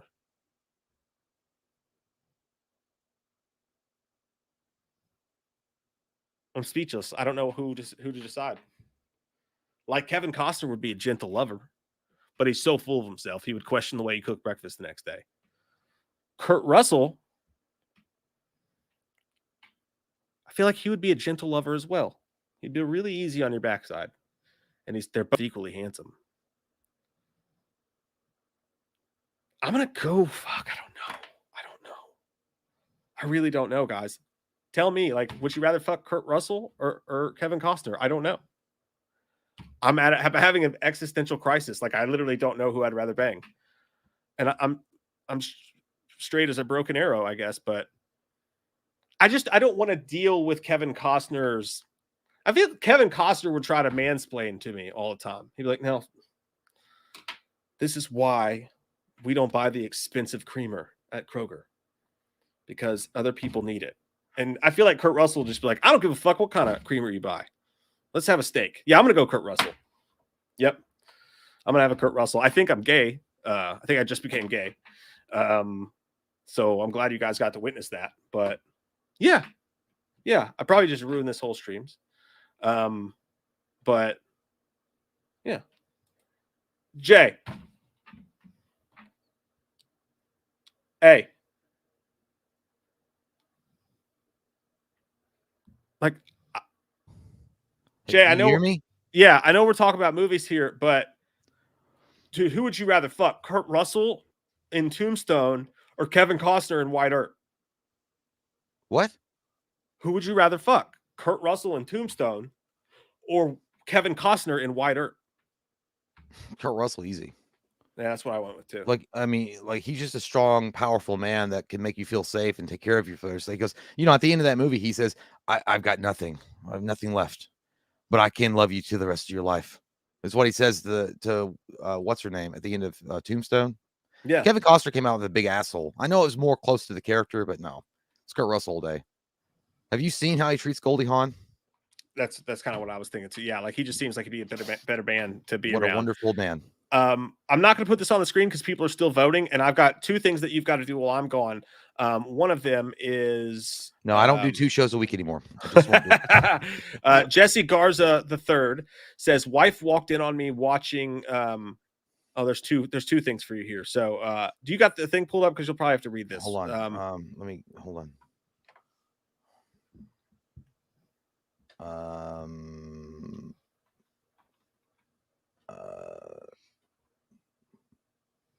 Which one? I mean, who was it? The first one is from Jesse Garza III, and he says, wife walked in on me watching the show and now is questioning my sexuality. What do I do now? I need Loomis's advice. Jesse Gar. Okay, I got it. Yeah, and then there's another one right after that. There's one. By the way, Paige said it right. Sam Elliott. That's who I was trying to think of. Virgil. Yeah. Mike and I just went on like a whole gay raid about how hot Sam Elliott was in Roadhouse. If you guys, that's on the Patreon. Oh my god, dude. Yeah. Good looking dude. We have a lot of super chats to catch up on, but I want you to be able to do the character request while I'm gone. Okay. So I'm trying to find it here. Give me one second. I got him. Go ahead. And what do you think? Army of Darkness, by the way, or Evil Dead 2? And we can wrap that up real quick, and then you can do this while I'm gone. That's a hard one, though. I'll pick Army of Darkness just because it's more in line with the fun craziness that like it's Ash brought to life fully on the screen. Like he becomes like a graphic novel comic book character in a way that they were hinting at in Evil Dead 2. Evil Dead 2 still had some great comedic moments in it. Army of Darkness was pure comedy with horror. Like it was a pure black comedy, in my opinion. Evil Dead 2 actually had some terrifying shit in it. So it's still more heavy on the horror and the comedy comes in second. Yeah. It looks like Evil Dead. Which one did you pick? Army of Darkness? Oh, okay. Yeah, I picked Evil Dead 2. The audience picked Evil Dead 2. No, I'm kidding. I did not. No, I said that because I knew you were going to say Evil Dead 2 1. Oh, I picked Army of Darkness. I wasn't sure. I picked that one. Yeah. But the 80s ties it up. So now it's 2 to 80s, 2 for 90s. I'm going to put that tally down here real quick. And then I'm going to put this one up there. But just remember while I'm gone, if you could just scroll through, there's a couple in there for you, dude. So if you just want to scroll through them while I'm gone and just hit the ones for you while I'm out. Okay. So I'm gonna Jesse Garza the third. Thank you so much, my good sir. And you're the third in a long line of great Garzas. I guarantee. Again, they ask, or they say, wife walked in on me watching the show and now is questioning my sexuality. What do I do now? Loomis advice. Tell her you are researching an acting role. You are looking at two assholes that have no business at all being on a streaming service, and you are researching a role, that you're going to do an acting role or something, and you're researching how not to do it. Okay, it's very simple. Or you just tell her, shut the fuck up. The door's closed for a reason. If you want me, you knock on it. You don't just bust in to my special room when I'm having my special time and I'm watching my programs. Okay? Jesse, you say that to her. You say either, no, darling, I'm researching an acting role. That's all it is. Okay? That's it. Or you say, shut the fuck up. Who are you to question me? Your feet stink. You need some tough acting to act it on your toes. I smell them every time you get off work. When you walk through the door, it smells like Toe Jam City. Am I being mean? I'm sorry. I don't care. Get out of my face. That's it. Simple, easy peasy, done. That's what you do, Jesse. Question your sexuality. If you like wiener, if you don't like wiener, who cares? Figure it out. But no, I hope everything works out. Yeah, there is quite a few. By the way, thank you guys so much for your super chats. It's really badass and awesome of you guys. I don't know what Mike's read, so I don't want to go through the ones that aren't character requests.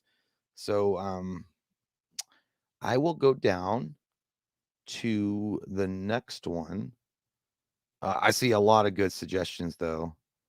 I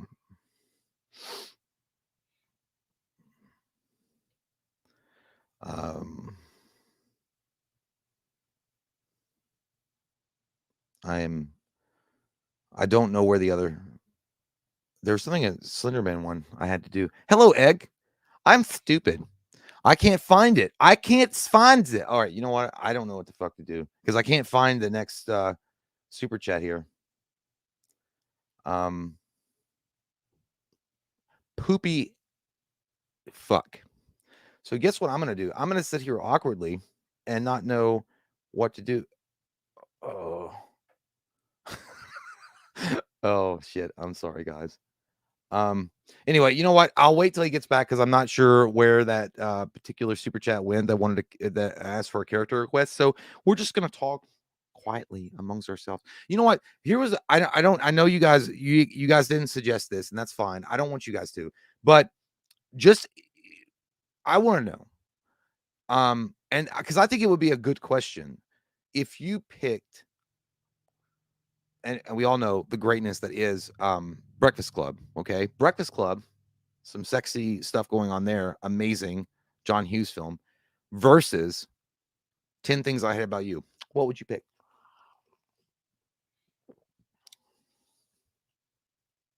You see how that's like I was trying to be like a smart ass professor. I was like, what would you pick?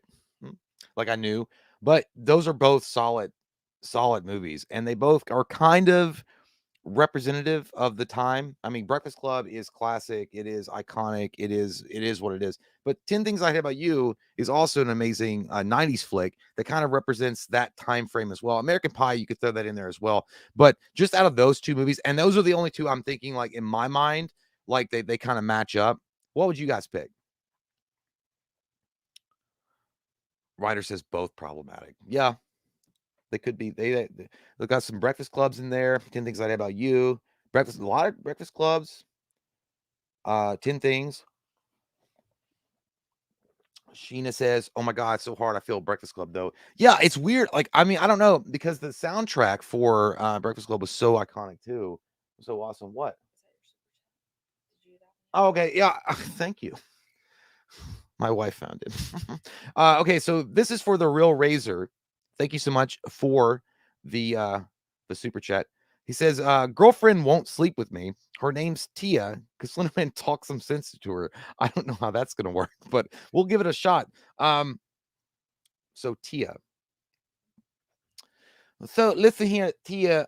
This is the situation, all right. So when boys and girls get together in relationships, thing like that, they sometimes have to have like the sex, you know what I mean?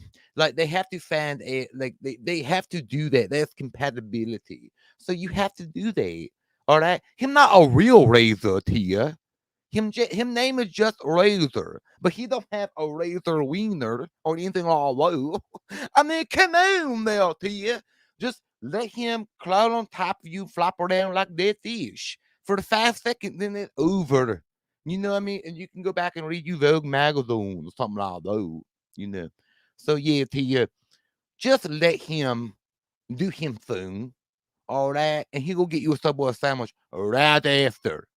Okay, you let him roll down top of you, get inside you for a minute, like get inside you. You know that sound, and that's it. It's over. It's like it's gonna be so fast. It'll be like flipping on the light or something like that. It's gonna be faster than light. His erection, deselection. All right, Tia. So that's what you gotta do. But thank you, the Real Razor. That was really nice of you. So yeah, it's kind of split down the middle here for Breakfast Club, but I do see a lot of Breakfast Club. 10 Things. Mercutio says life is problematic. Yes, it's true. There's a lot of things going on that's very problematic. It's like fucking life, man. It's not movies. Yeah, for me, I personally would probably pick Breakfast Club. I just feel like it's too iconic not to pick it. I mean, it has some, you know, it's amazingly directed. It's got some amazing actors in it. And it really did capture the spirit of the 1980s, I think, in a way that a lot of the other 80s movies never did. And you know, 10 Things I Hate About You, awesome, amazing. John Lithgow as the dad was incredible. Obviously Heath Ledger was great. Not what the fuck is it? Not Elijah Wood. I swear to God, I get them confused. Joseph Gordon-Levitt, not Frodo, not fucking Frito. Joseph Gordon-Levitt was really good in it. Yeah, but there's just something about the Breakfast Club that when you watch that movie, you're like, man, I kind of get a sense of what it was like to be in the 80s and be a high school senior. I don't know. I just think it does a better job of doing that than 10 Things, even though I grew up in the 90s. So when I watch 10 Things I Hate About You, I totally get it. 100%. I get it. But that'd be my pick, is The Breakfast Club. And there was another movies that like She's All That with Freddie Prinze. My God, Freddie Prinze. He was so hot back in the day. But Freddie Prinze versus Can't Buy Me Love. I'd go with Can't Buy Me Love, but that's just me. I can hear you. I said, hey, how's it Hi. going? Did you read Michael Parton's? No, I actually only did the character ones because I didn't know which ones you hadn't got to. Okay. Michael Parton said, Jay, have you read The Hellbound Heart, which Hellraiser is based on? Yeah, but I can't remember it because I think I was like drunk. But I do remember. No, I do remember reading it, and I'm also a big fan of the comic books. They came out with a comic book line of Hellraiser. It was really well done. I do remember reading that, but I remember reading the book. Yeah. Is there a lot of sex in those? Yeah, I mean, I'll tell you what, the pages were sticky. A lot of fucking in those. Did you do the Loomis one for Jesse? Yes, I did. Okay, and then I'll run through some of these really quick. We did Wyatt's. Jonathan Horn says, I know people love Freddie, but as shallow as it may be, I've just never been able to take Freddie seriously in those long sleeve stuff with pillows. That one scene was, yeah. I get you. That motherfucker looked like he was trying to create a new dance. He was. I get it. Thank you, Jonathan. That scene is a little bit tough, too. System Honor said, interesting to see what a horror crowd would think of this, the Terminator versus Terminator 2. Hey, let's do that one next, because that is 80s. Oh, that's and 90s, true. Yeah, right? that falls right in that crack. Yeah, I'll put that one up right now while we're going through some of the others. By the way, I was asking the great and wonderful people that are here this evening about and you might have an opinion on this, but I sided with one way. But I'd be interested. Breakfast Club versus 10 Things I Hate About You. I picked the Breakfast Club. I would take the Breakfast Club, but I do love 10 Things I Hate About You. You know, I love the shit out of that one. So I'm putting Terminator and Terminator 2 up there. We'll get through some of these super chats here real quick, and then and then we'll give our thoughts on Terminator or Terminator 2 as well. Deadside said Halloween 6 versus Dream Warriors. That's a good one. That's dude. a really good one. That's a good one. Remind me of that. Like when we do the next one. I like that Deadside for sure. What was it? Halloween 6. I'll write it down actually. Halloween 6 Dream Warriors versus so and then Jägerbomb said, Mike, last year on a live stream, I had you yell at my boss. I quit that job and went to work for their competition. My mental state is so much better. Fuck yeah, Jägerbomb. Hey, good for you, man. Good. Fuck that fucking guy. You showed him the right fucking way. Did you walk in and do that thing from Waiting and be like, I quit? He's like, you didn't quit. You're fired. Is that what he did? You're fired. You walked in here. No, I just quit. No, you did not. Quick, tiny, serious note on that, Jägerbomb. The day that I learned in my life that if I didn't like something about it, I could fucking change it was a big day for me. And that seems like you learned that there. And that's a fucking amazing lesson in life. Whatever the fuck you don't like about your life, for the most part, you can just fucking change it. It's going to be for hard, Mike. That's called a sex change. Yeah, I did. Yeah. That's how I did it. That's how I did it. Off. I just decided to start sucking wieners, and then my life got better. Michelle, my bell. DD8, thank you very much. Says, just want to tell y'all I appreciate your hard work on YouTube, and I'll take Kurt Russell and Kevin Costner both. Yeah, dude, double team. I think I don't even have a uterus, and I think it would explode if you had to take Kurt Russell and Kevin Costner on at the same time. That's just too much sexy dick going on. That's just too much sexy dick. That's just ridiculous. Thank you though, DDA. And you know what, dude? When you fucking love what you do like we do, it's not fucking work, man. It's just love. It's just fucking obsession and love, and it's amazing. So thank you, man. Josh Flynn says, hey, Poop Shoots, I saw your slasher rankings today. Glad to see a Nightmare on Elm Street 2 getting some love. But Jay, I never heard Loomis's thoughts on it. You've got the body, I've got the brain. Jesse screams like a girl. I must have missed that one. Oh yeah. I mean, what do you want to say? Jesse was a wussy. He was a big old poontang wuss running around screaming like his nuts had just fallen down. I don't like him. You know why I don't like him?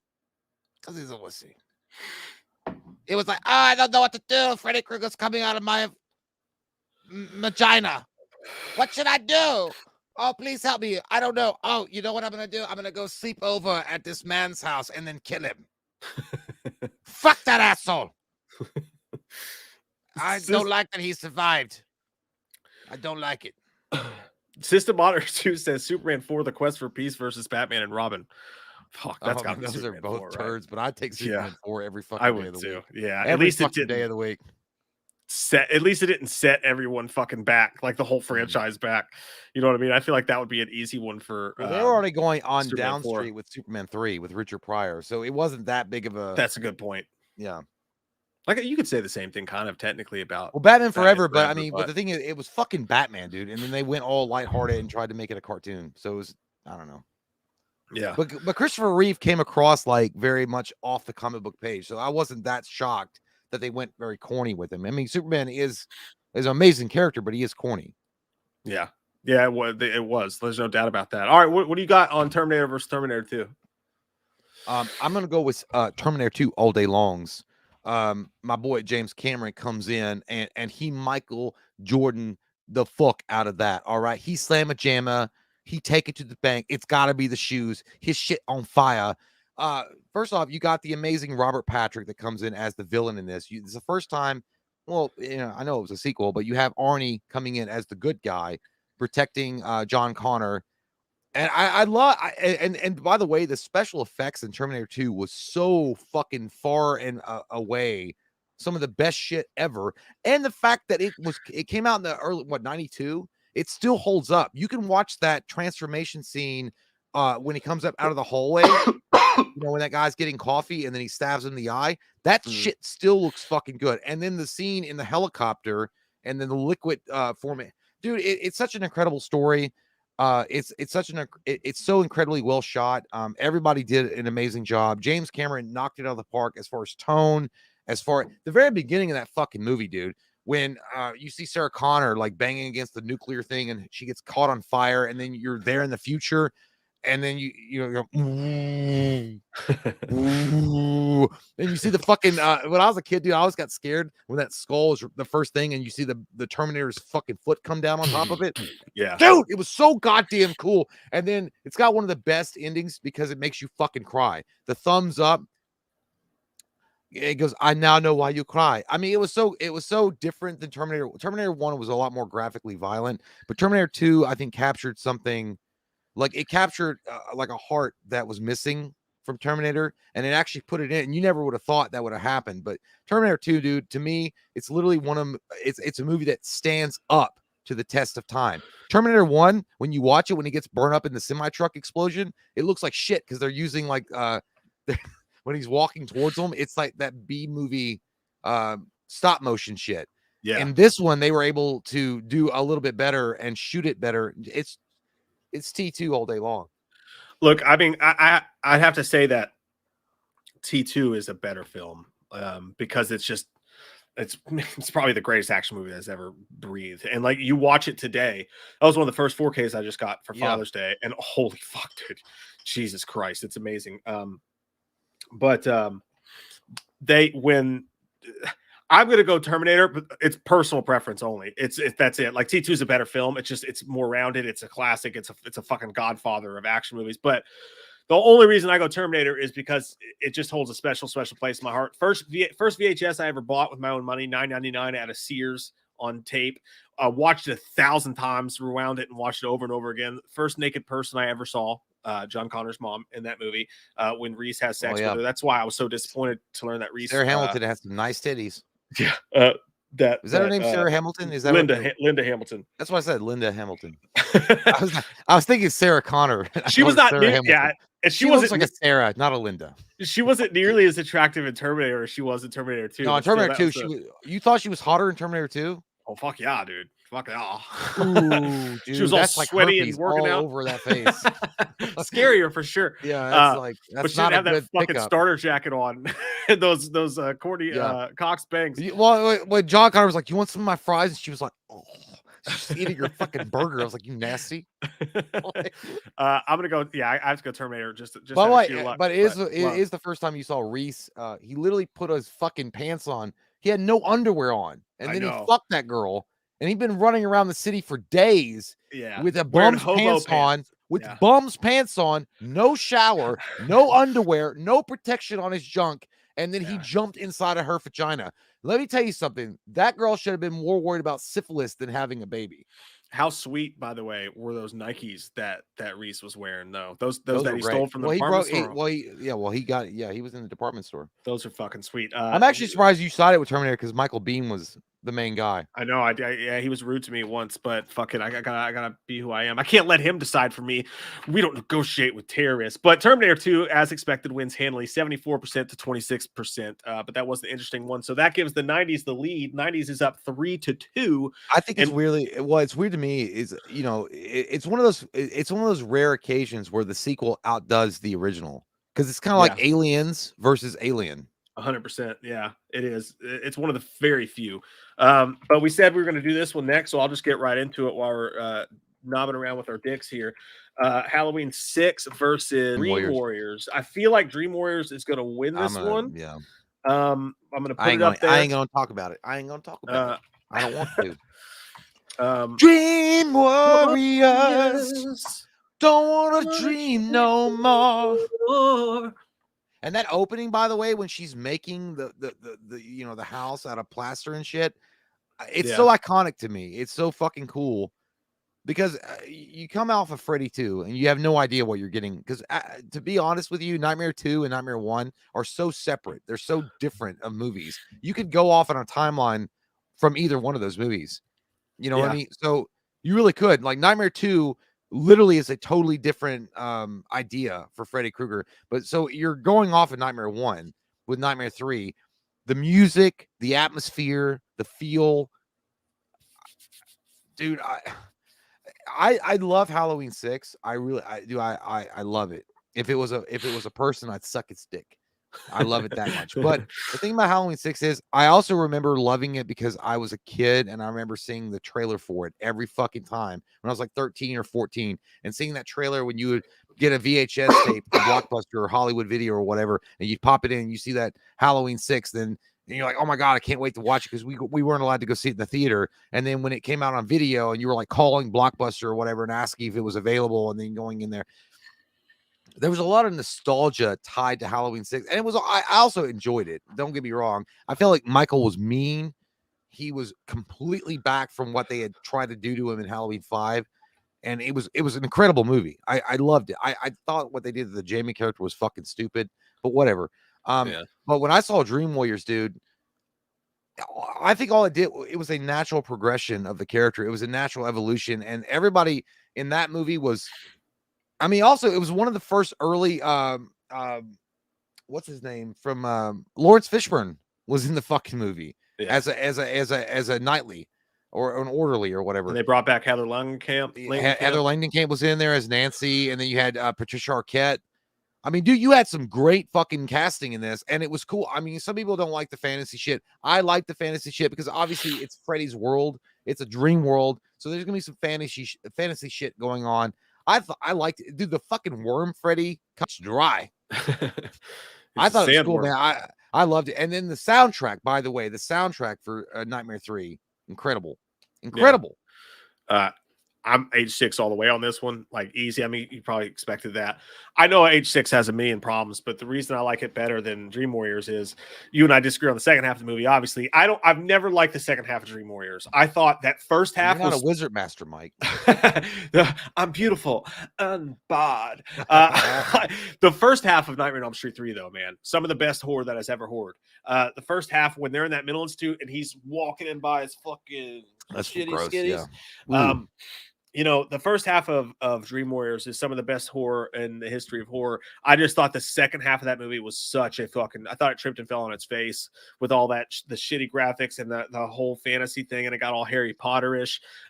Now, overall, as far as a movie goes, the same thing with Terminator 2 for me. As far as a movie goes, I think you have to say Nightmare 3 is a better film. My pick is still H6 though, because that's just because it was edited to shit. It had all the problems. The producers cut everything. The editing's there. The story's wild. They fucked up. Well, nobody could get a clear vision on that movie. Yeah, nobody could get clear vision. The cult thing was crazy. You can't have him fucking his niece. You can't do that. You can't do what they did to Danielle Harris. That being said, the brutality of Michael It's why you and I still liked Halloween Kills despite its problems. They get Michael right, you got my vote. And Halloween 6 came on the heels of them fucking up Michael twice. Yeah. We both love Halloween 4, but they fucked up the mask, and he was all like fucking wearing goddamn like hockey Data pads from Star Trek. Yeah. Yeah, and then Halloween 5, we all know what happened. Halloween Jim 6 Bob got Joe. Halloween 6 got Michael right for the first time since Halloween 2. He was a little big boned, I guess, a couple of scenes, but the mask was great. But let me go on that point, because I don't think that George Wilbur was in those particular shots. I don't think that he was a little chubby or whatever took away. He looked cool. Well, he looked good. I mean, when he was walking across the street towards the house after they see him, kill. I thought he looked cool in that shot. I mean, he was fat-ish. But I looked at it like he was just big. Like he was a big dude. Yeah, I just think that, like, you look at Michael in 78 and he's tall and very slender, and then like you get to this one and he's kind of like, well, Michael's been eating a lot of dogs. He's got the linebacker pose to him, whatever, but rather than a wide receiver. But yeah, that's Halloween 6 for me. But it's also got the best. Well, you and I both agree it's got the best Halloween kill of all time in the operating room. Yeah, it's got a savage fucking the best Halloween kill of all time. If Vanessa said his odd Mike can't really deal with the fantasy in Nightmare on Elm Street 3, but he can accept Michael can be a supernatural being. For me, Vanessa, Michael being supernatural, it was still kept dark though. Like it was like, okay, he can't be killed. He wasn't like shooting lightning bolts out of his fingers and breathing fire. Whereas like in the fantasy, it was a dream world though. No, I understand that. I just didn't like the depiction of it. I just thought it got corny. But like, like even though it was supernatural, it's not that I can't believe. Like I can believe exactly that. What happened in the second half, I can believe in. I can buy into that. That shit would be happening. I just thought it was done cornily.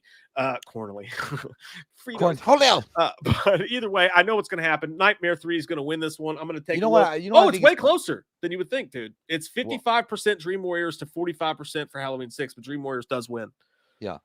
I think that Dream Warriors is one of those movies that, I think that Dream Warriors it was the first movie that made Freddy Krueger a pop star.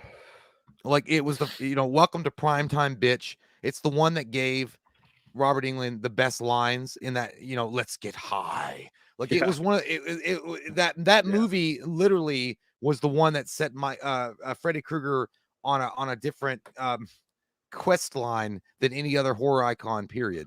For sure. Like it became he became an MTV guy at that point. Yeah, he did. Dude, this one's gonna be a good one. This one's gonna be a great one. It.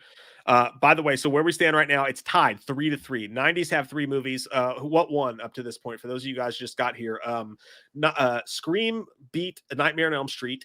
Nightmare on Elm Street 3 just scored for the 80s by beating Halloween 6. Predator beat Tombstone, scoring 1 for the 80s. It's bullshit.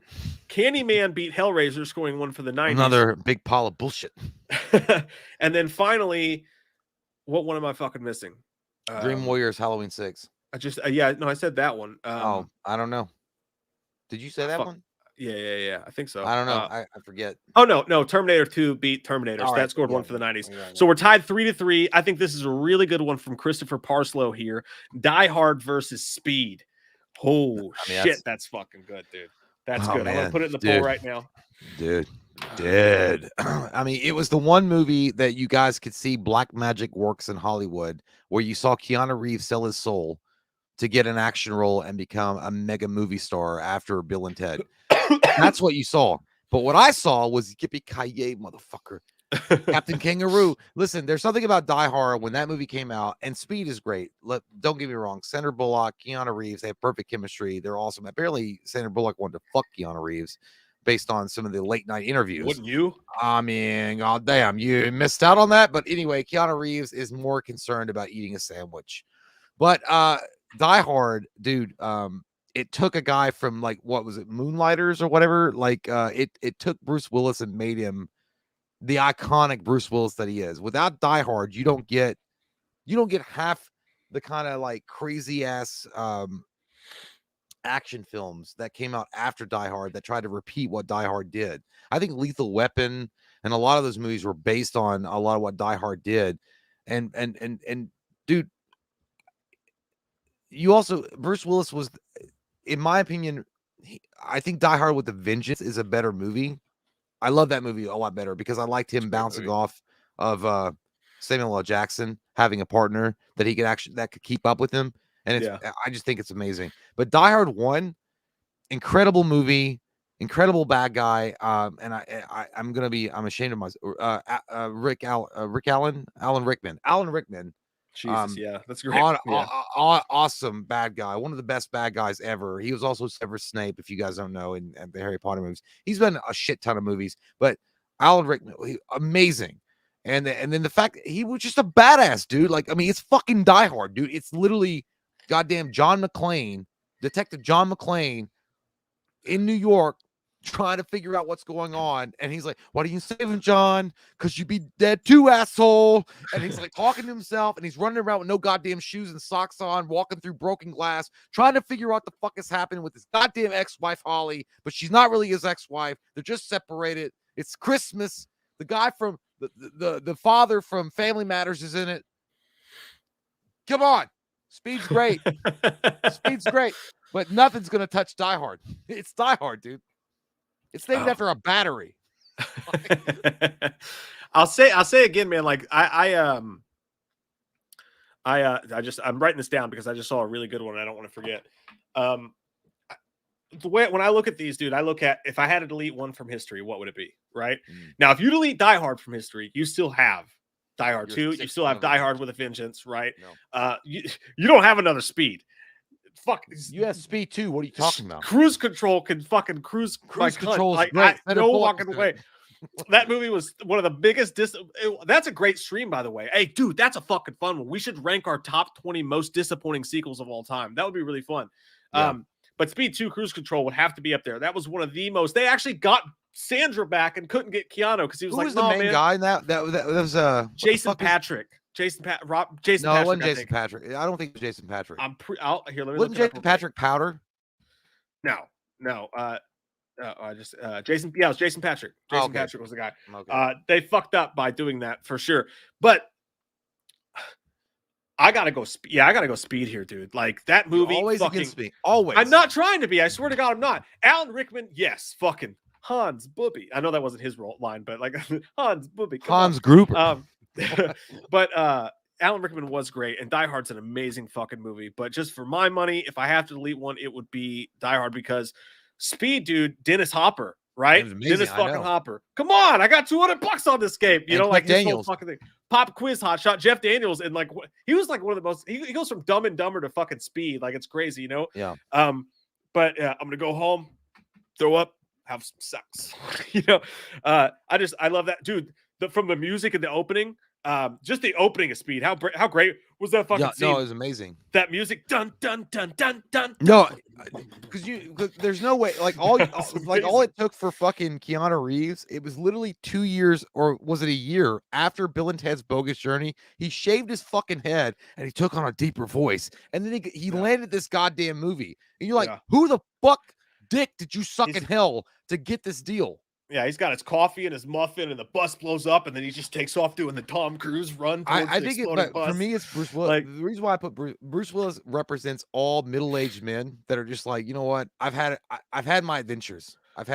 Yeah. No, I'm too old for this shit. It's kind of like it's pretty much like Lethal Weapon, but it's just it's one guy. And then you think, like, I was going back to what I was saying with the opening of Speed, like when the elevator scene, where that thing like breaks off, and he's like, "With the mystery guest, please sign in," and that whole thing, and then that dude, how bad do you hate that lady in the elevator? She's like, "I can't do it. I can't fucking do it." He's like, "Give me your hand now." She should have left her. God damn, I love Speed so fucking. No, dude, and I gotta go back. I give the credit for Speed because I love Speed, and I gotta go back and watch it, and like especially that ending when the bus is gonna explode. And then him and Sandra Bullock with her perfect legs, they get on the bottom of the bus. They have to skid out. I think that was cool as fuck. The way it was shot was amazing. It was pure adrenaline junkie film. Yeah. But there's something about Die Hard when you watch that. That's like one of the last Mohegans that you'll ever see. John McClane. Like that's it. It's John fucking McClane, dude.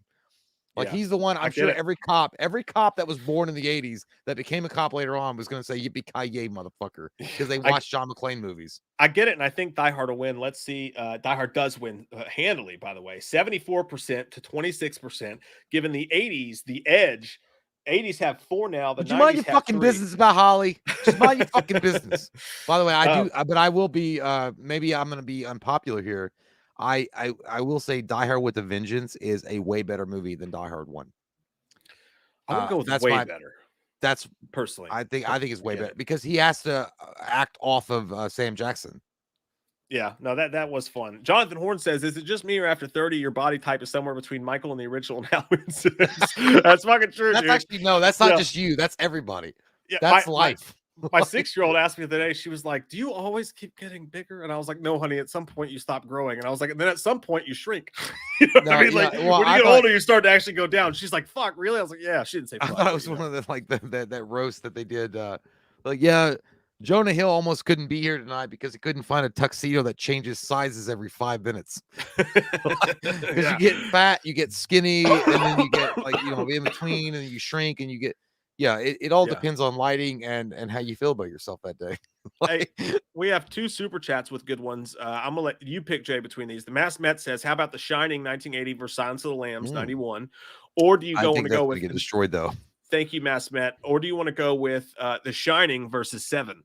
Which one do you think is going to be better? Let's do The Shining versus 7, to be honest, because Silence of the Lambs, I think it's going to get destroyed because that's more of a psychological. I know they both are technically, but I don't think the Silence of the Lambs is going to hold up.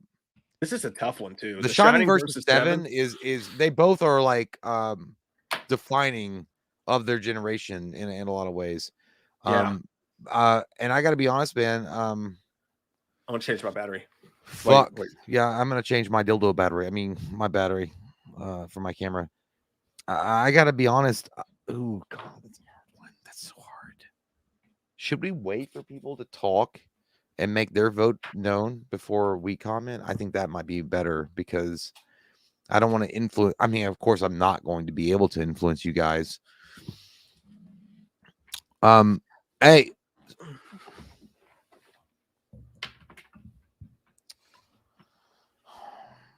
Get your fucking earphones. Do what? Hey, so I don't want to say anything until after the vote's in, or at least when the vote's happening. Is the vote happening now? No, yeah, the vote's up. It's going. It's going. Okay. So I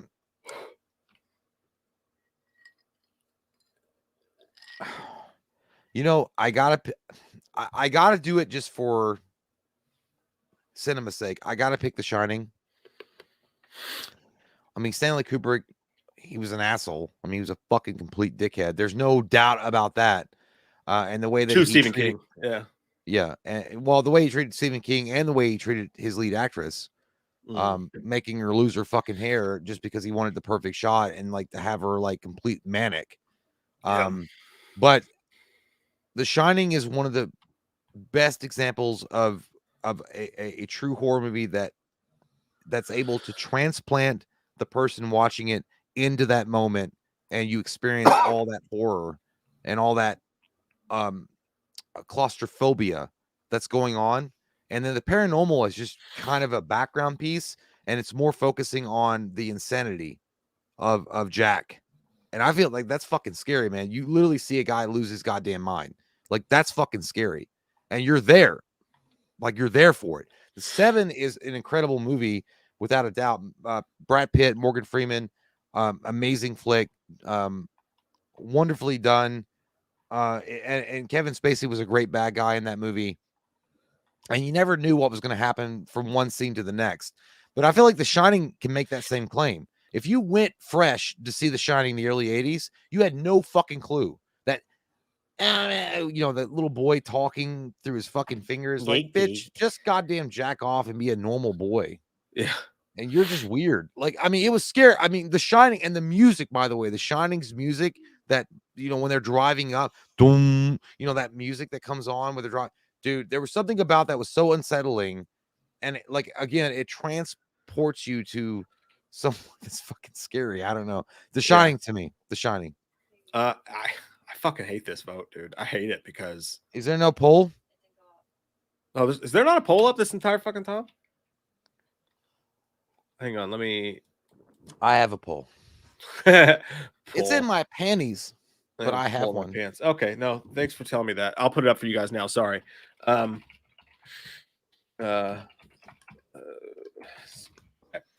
Yeah, so it's up now.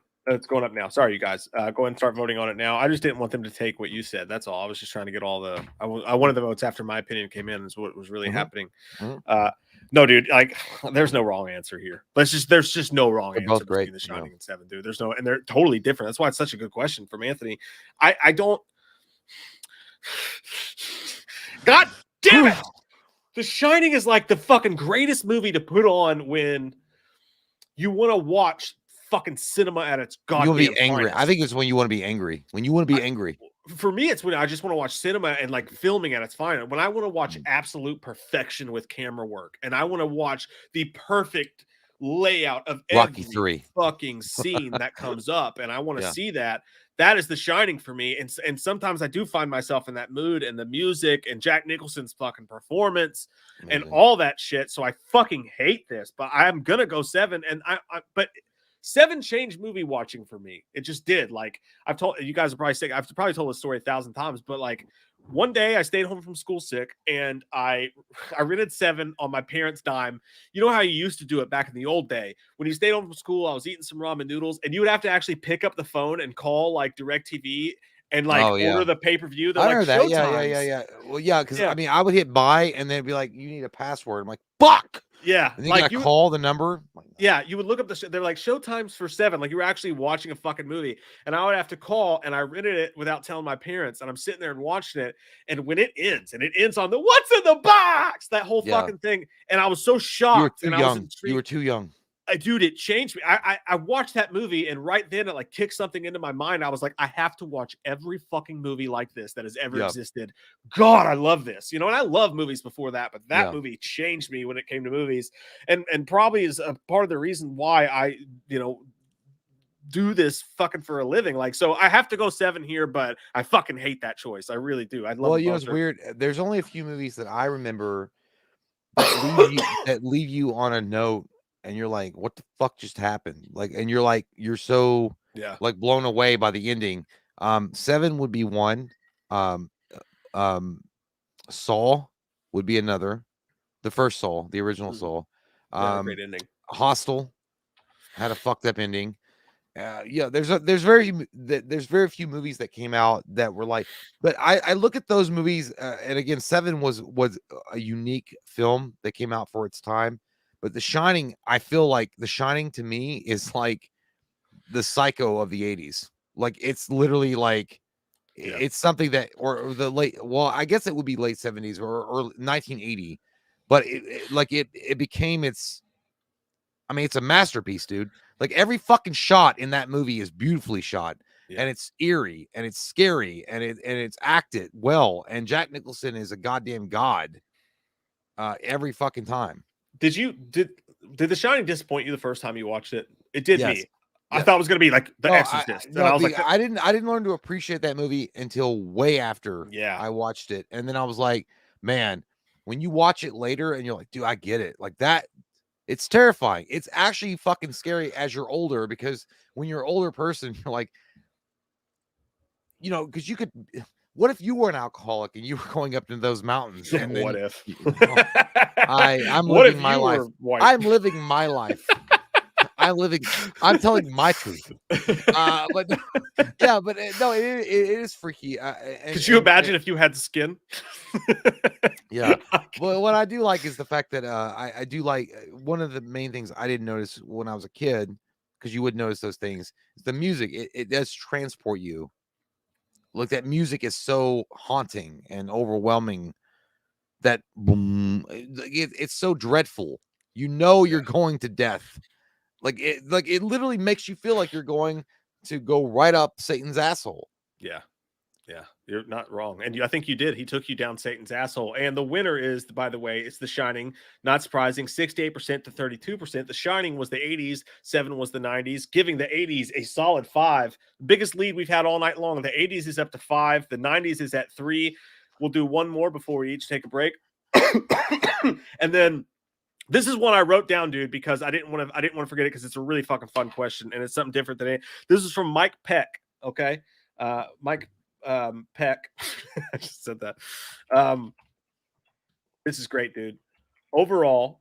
Now I know that you could these mix in between the two, but the characters. This is the characters, not the movies, more so than anything else. But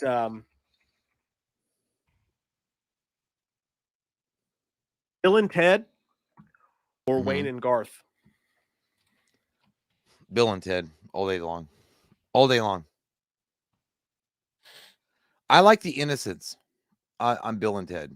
Wayne and Garth had seen some shit. Okay. This is why I think your nutsack. They seen the dark side of humanity. Wayne and, what you know, to be honest with you, I think that Wayne and Garth are the natural evolution of what Bill and Ted was going to be anyway. But I prefer Bill and Ted because what I feel like Bill and Ted, their relationship is pure innocent. I don't know. I liked it a lot. I grew up watching Bill and Ted's Excellent Adventure and Bogus Journey before I even knew what Wayne's World was. But I feel like they introduced that concept. You know, the two guys that were best friends in high school have to figure out how to stay together and beat the odds. And Bill and Ted did that, man. Bill and Ted also had a fucking great soundtrack on both.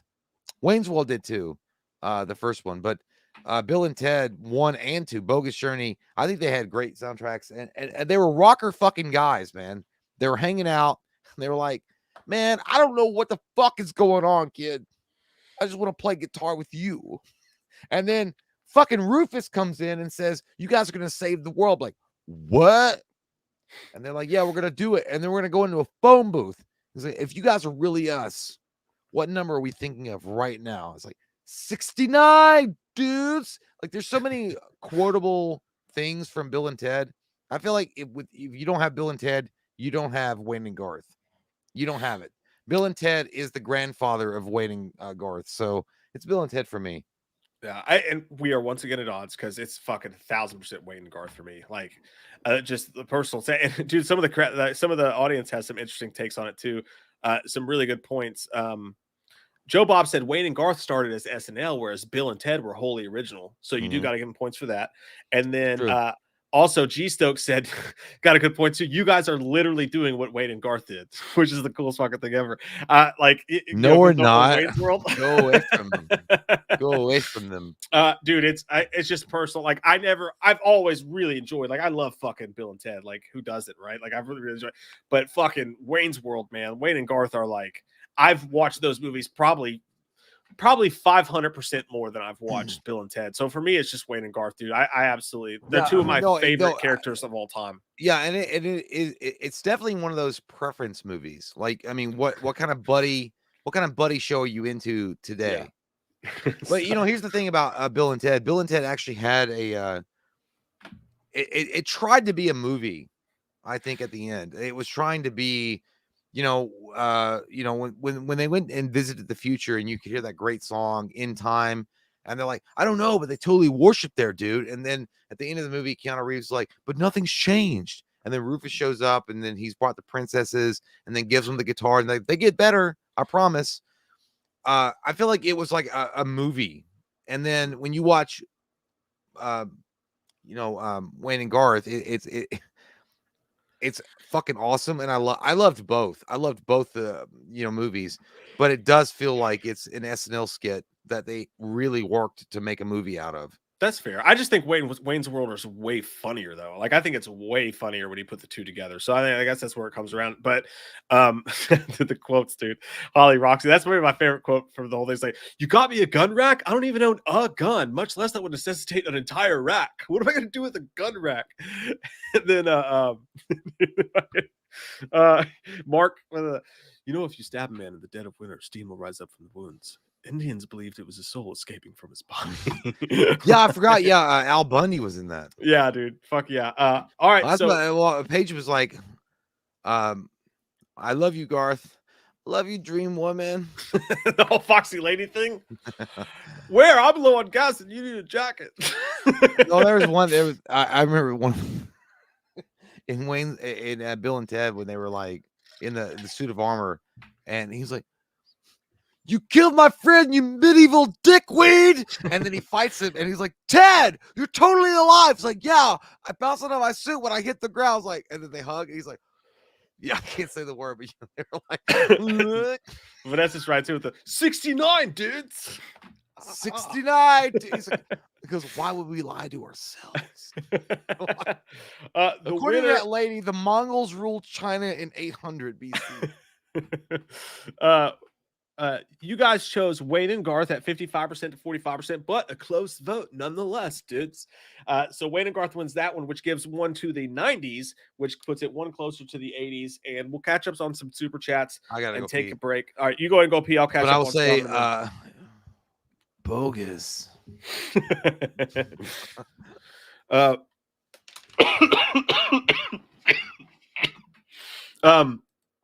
Excuse me. Potatoes. Missed some super chats here, so I'm gonna catch up. Mass Matt had a good one too. Poltergeist versus Stir of Echoes. I feel like Poltergeist would. I don't want to speak for you guys, but I think as much as I fucking love Stir of Echoes, I think Poltergeist would ruin that fucking vote. But you guys should totally watch Stir of Echoes if you haven't seen it. Fucking badass Kevin Bacon movie, man. Fucking amazingly and underrated. Hatfield says Mike has allergies. Adderall. No, I got COVID, motherfucker. Literally. That's all. Sorry, I keep coughing. I hope I'm not like breathing too heavy on you guys. I've been trying fucking not to. It says whatever's Mike's staring at. Sure ate the chat. I don't know what I was looking at. I'm fucking. I don't. And then Mike is out of it. What are you guys talking about? I don't know what I was doing at the time when you guys were seeing that. Oh, it's because I didn't have the poll up. That's why. So I understand. Sorry, guys. I got the fucking brain fog, dude. I'm surviving the best I can, Steven. I'm doing all I'm all broken up here, really. I fucking can't. My mom and dad are going to be so mad at me. I'm trying to catch up on the super chats and make sure I didn't miss any. I'm going way back. Okay. Caught up to him in the thingy there. The thingy dingy.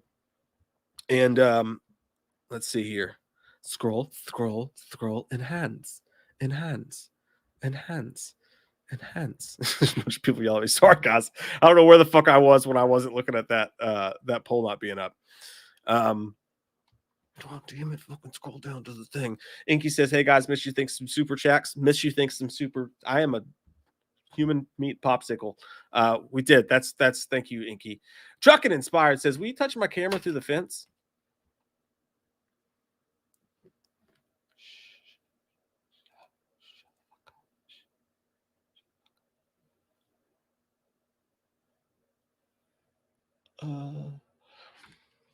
That got weird. I just sucked my own finger dick. Anyways. I think we caught up to him now. I was thinking about wieners. That's what I think about the entire time we're doing this. That's how I stay focused. If you're scared of a wiener coming at you, you will stay on edge at all points of the night. You really, really will. I'll start another vote here while Jay's gone. And we can go ahead and get to talking about it. And this time I'll put the fucking poll up instead of being a little fucking twat biscuit. This one I thought was cool. It comes from Stacy James. The Crow or motherfucking RoboCop. The Crow the 90s, RoboCop the 80s.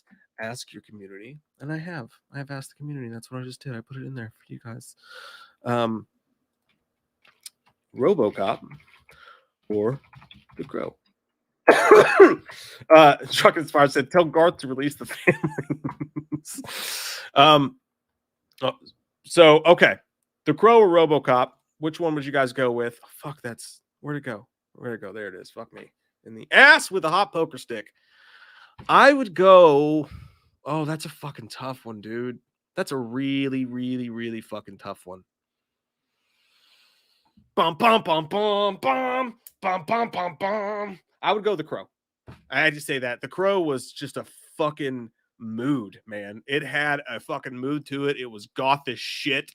the fucking Crow, the Cure soundtrack with the Every Night I Burn. He's fucking jumping out the window with that the soundtrack going over top of it.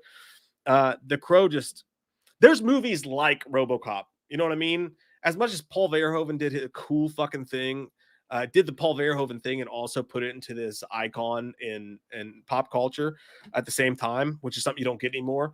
Like, you know, David Cronenberg just put out a movie and it goes straight to VOD. Like Paul Verhoeven did a movie and it was weird as fuck and it was strange and it was different and it said a lot about society and it was also a huge tentpole hit. So I respect the fuck out of RoboCop for what it did. But The Crow just had, no movie has a mood like The Crow to me. Like what movie? And by the way, I just thought of this. Who would be a better fucking director for a Crow reboot than motherfucking David Fincher? I mean, am I wrong there? I know he's my favorite director of all time, so maybe that's a little bit biased, but holy shit, David Fincher could direct. He could fucking direct the living shit out of a Crow movie. But in the name of Brandon Lee and that character that he built, it was so fucking beautiful to watch. And it was, we got a taste of what the future would take away from us in what he did with The Crow. It's tough. It's a really good question. But I'm gonna go with The Crow though. So a couple super chats still coming up. Chuck Inspired says, "Are you coming up in May?" Are you coming up in May? I don't know what that means. Chuck Inspired. I'm sorry. The Mass Met said 80s versus 90s, Metallica versus Nirvana. Holy fuck, that would start a fucking fire. I would go Nirvana, but holy shit, that's just the kind of personality I have. That would start a fucking fire. That's a good question, dude. Guys, I scrolled back as far as I could, and I didn't see any super chats that I missed, but I'll keep going back while we're talking and while you guys are deciding. That poll's up, right? Yes, it is. Yes, it fucking is. Got that one. Scrollies. Right now, The Crow's winning at 61%. I'm actually surprised about that.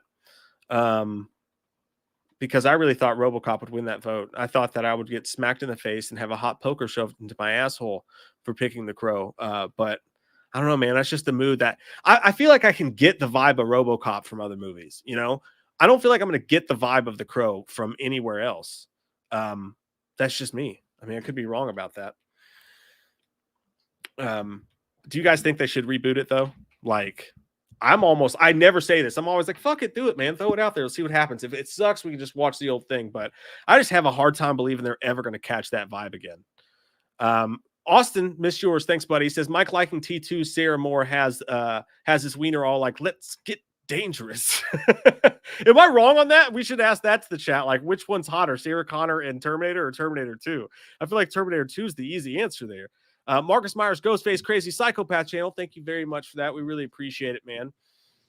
Jay, I'm scrolling through some of they said we missed a couple super chats and I'm trying hard to find them. But in the meantime, RoboCop or The Crow for you? Why don't you guys just go fuck yourself with the tampon for daring to ask me? Bum, bum, bum, bum, bum. Say fucking thing. Drop it. Dead or alive, you're coming with me. Oh, dude. Oh, I found, while you're thinking about it, I found one of the best. Inky the Alien said, I'm back. The remainder of my shift went well. Shift went well. You guys gave me the strength to push through. There you go. Also, man. I'm cool with any pronouns other than she, her, since you don't know what to refer to me as earlier. Other than she, her. So anything other than she or her for Inky the Alien. So he, him, hey, they. Hey, he. whatever. I don't care. Works. So Inky the Alien, he. Let's try to remember call that. You Inky. We'll just go with that. I will always refer to you as Inky. That works too. Hey, whatever the fuck you want, man. I get it. System Monitor said Carpenter's The Thing versus Savini's Night of the Living Dead. I feel like The Thing would crush that though. As much as I love Savini. That's just don't be unfair. Throw the damn towel.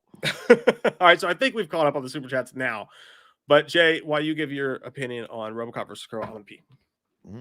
And clean my fucking brain out. Clean your wiener off. Stupid. I won't do it. Got it's none of your business. Crust on there. Don't tell you what to do with my wiener. Oh no, shit. Look at that asshole. Oh, look at that asshole.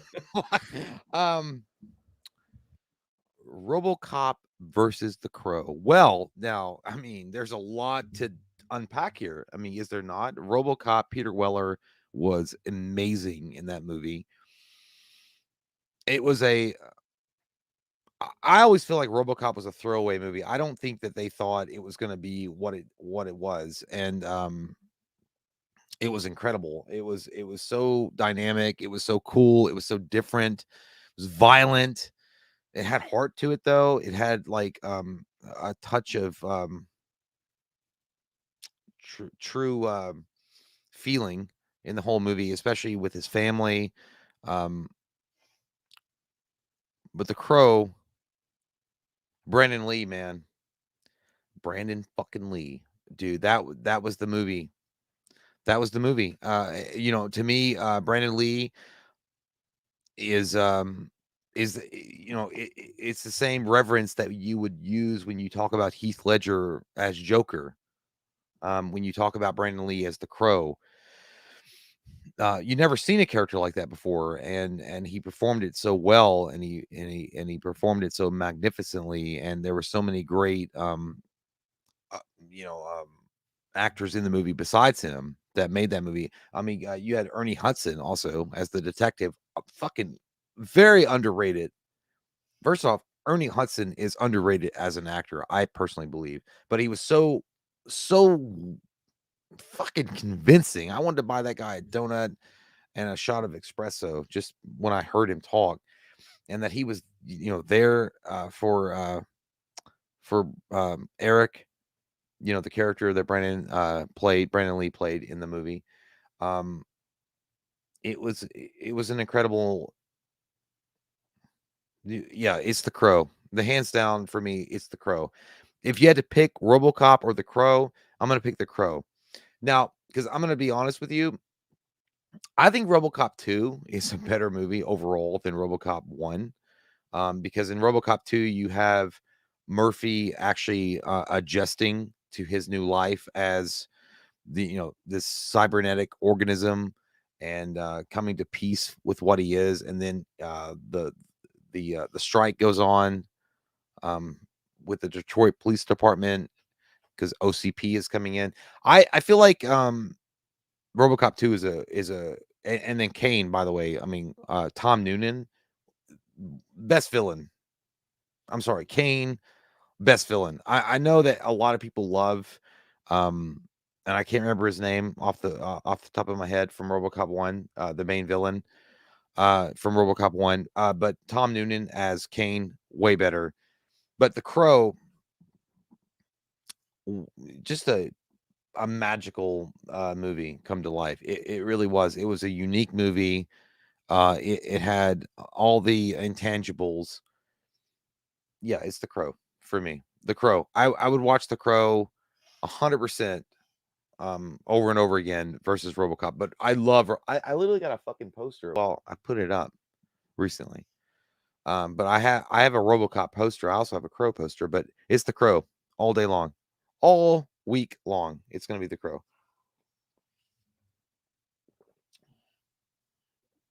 But that's just like my opinion, man. So you guys can decide what you want, but as far as like significance, and that was nothing. That was a bottle hitting a Coca-Cola bottle hitting the microphone stand. As far as significance, I would put The Crow at a higher favoritism for me than RoboCop. And I hope some of you disagree, because I want to see some defenders of RoboCop. I want to see some defenders. I want you to be like, I fucking hate The Crow. The Crow is so overrated. You goddamn nerds in your skin tight black BDSM suits come in here and think that The Crow is so goddamn fucking cool. You don't understand what Peter Weller did with RoboCop, but I digest.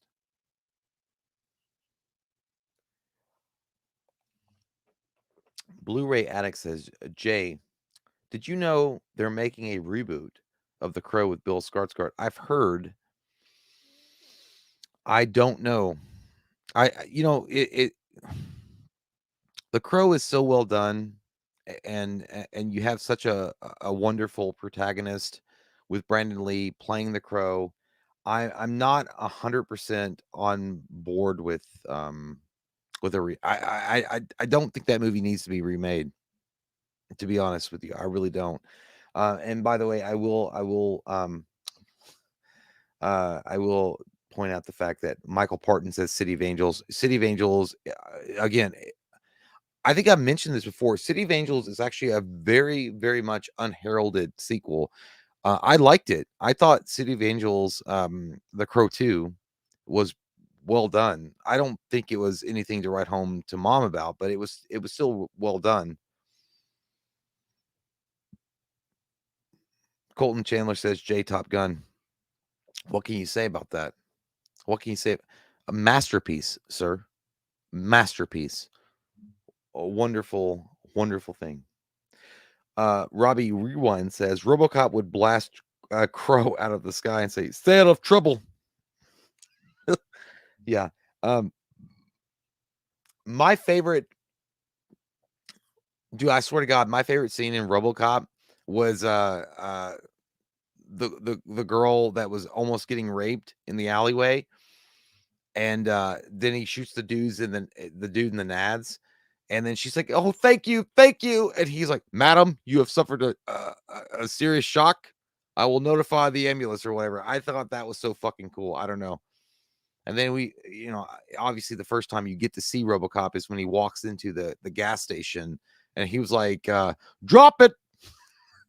Dude, Peter Weller was magnificent as RoboCop, and he was able to balance in RoboCop 2, in my opinion, a lot more the human element of RoboCop with the robotic side. But at the end of the day, Brandon Lee with the Crow, man, you never seen nothing like that ever. And the only thing that came close to Brandon Lee in the Crow was Heath Ledger as Joker.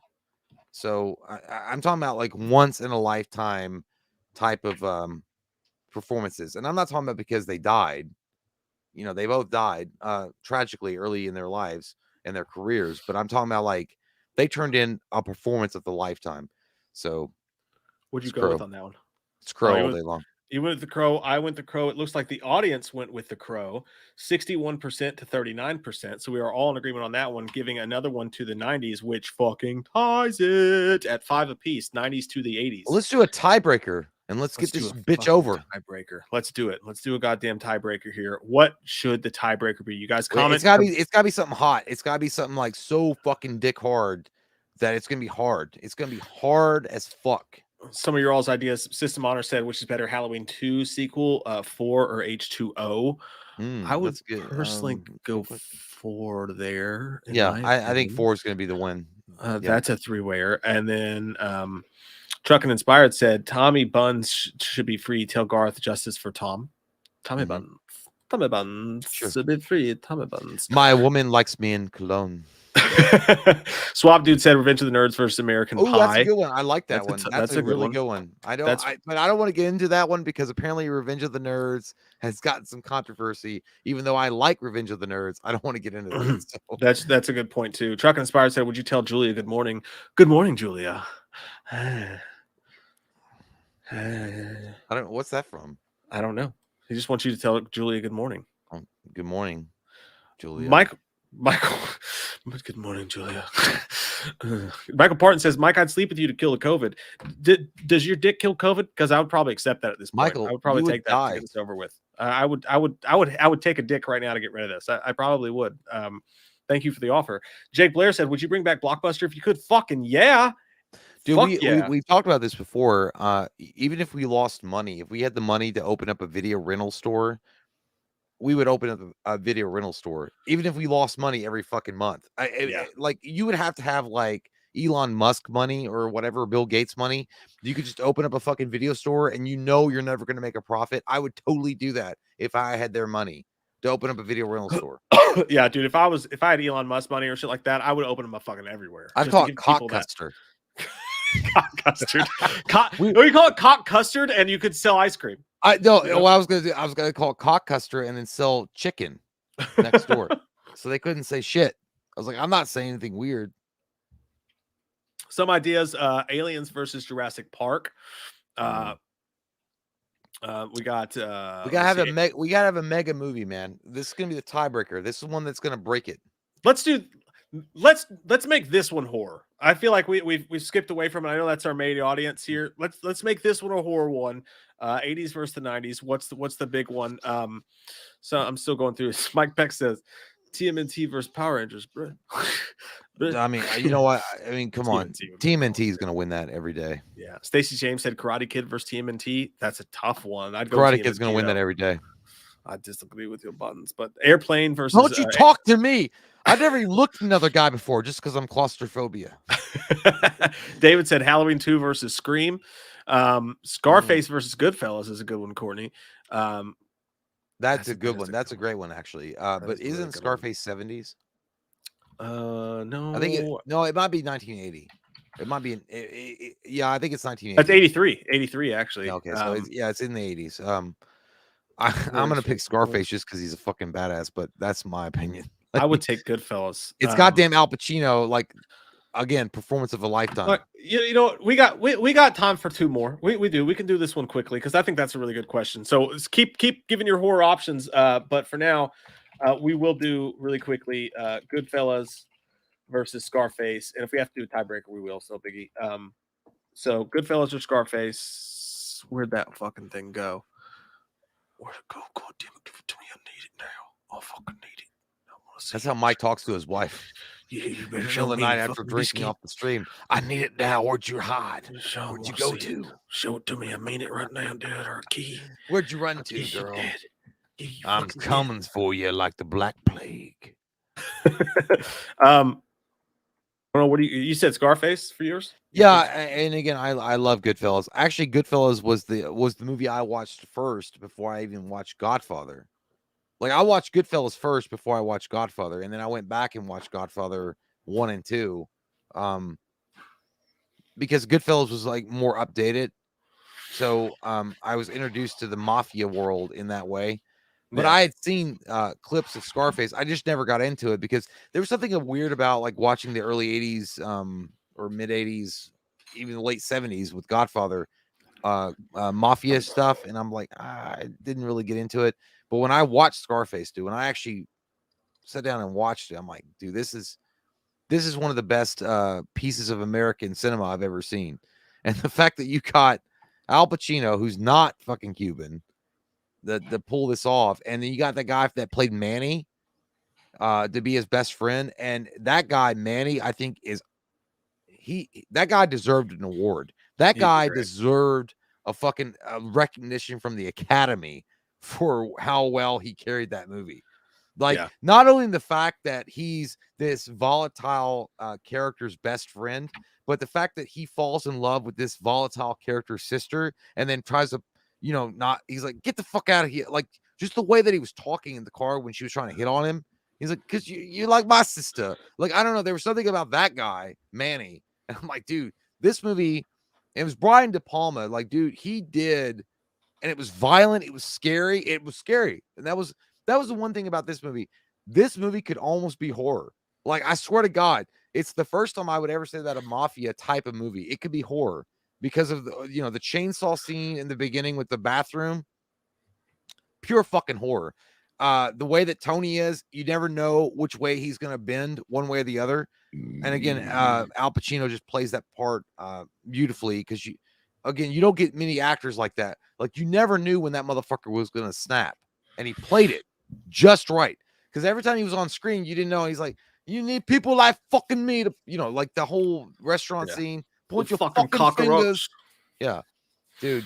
I've never seen a movie like that before in my life, and I've never seen a movie since Scarface that was almost horror. That was like Scarface is like a horror movie and / mafia movie. That's a good point too. And let me ask you guys: has anybody got? Is there Scarface 4K, and is it worth getting? Like, because I bet Scarface on 4K would be amazing. But I'll go. I'm not doing it to side against you. I'm really not. I'm gonna go Goodfellas. I fucking love both. They're both 10s. Yeah. They are both fucking 10s. They really are. Yeah. Everything you said about Scarface is absolutely fucking true. And Al Pacino was a performance of a lifetime. I think Al Pacino was better in Scarface than he was in any of the Godfather movies. I mean, that just the character it was all about him. So that's not a knock against Michael. But for me, it's Goodfellas, man, just because I think Goodfellas, in my opinion, there's two movies that you can argue with when it comes to mafia movies, and it's Godfather 2 versus Goodfellas. And I think it's one of those two choices, and it's a great argument to have. But Goodfellas, dude, it encapsulated everything. And you had fucking De Niro, Ray Liotta, everything about that fucking movie, man. It's so quotable. It's such a fucking classic. I love them both, and you can't go wrong either way at all. Yeah, Joe Pesci. You cannot go wrong either way, dude. But yeah, I'm gonna go Goodfellas on that one. I don't care. You know what's weird about Scarface though is like if you watch that movie, and again, that's why I said that. When I say it's horror-ish, like there's the musical cues that come up when he's like killing, and it's like, or like remember when he goes fucking insane at the nightclub and he's looking over and he's seeing his sister dance, and that weird fucking it makes you feel fucking uncomfortable, and it's like holy shit. And by the way, I forgot the guy, he goes, "Hey Tony, what are you doing?" The guy, he was fucking the dad in Problem Child. I can't remember that guy's name. The one that set him up. The one that helped Tony out. The one that like got him his first like drug dealing job. I know you're talking about. I just can't think of it. Yeah. That guy was great too. That again, and he's gone too. But dude, I tell you what, Goodfellas. There's a lot of people that pick Goodfellas, and I've heard people say they think Goodfellas is better than Godfather Part 2, but I couldn't argue. That's a stretch, though. That's a stretch. That's a stretch. That's tough. Goodfellas does win that vote, though, but it's a close one, 58% for Goodfellas, which was the 90s one, which puts the 90s one step ahead. And let me ask you about this one, dude, because I thought this was a really good one.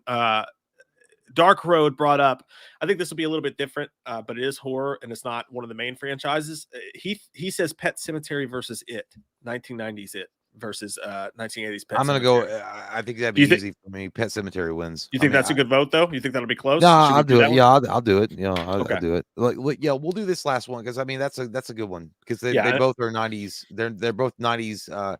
Even though Pet Sematary was basically a movie, well, it was a movie, and then It was a TV, but it's still, I mean, it is what it is.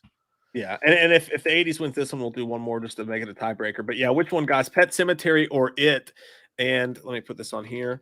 I think I always spell it wrong too. I never spell Pet Sematary right, dude. I always get it wrong because nobody can. Because you got to bear your own. You bear your own. Man's heart's Estonia. They're definitely full of a lot more cum. I'm gonna pick Pet Sematary. I think Pet Sematary for me, when I first, actually even after the remake, I went back and watched the original Pet Sematary. I've seen that movie several times. There's something very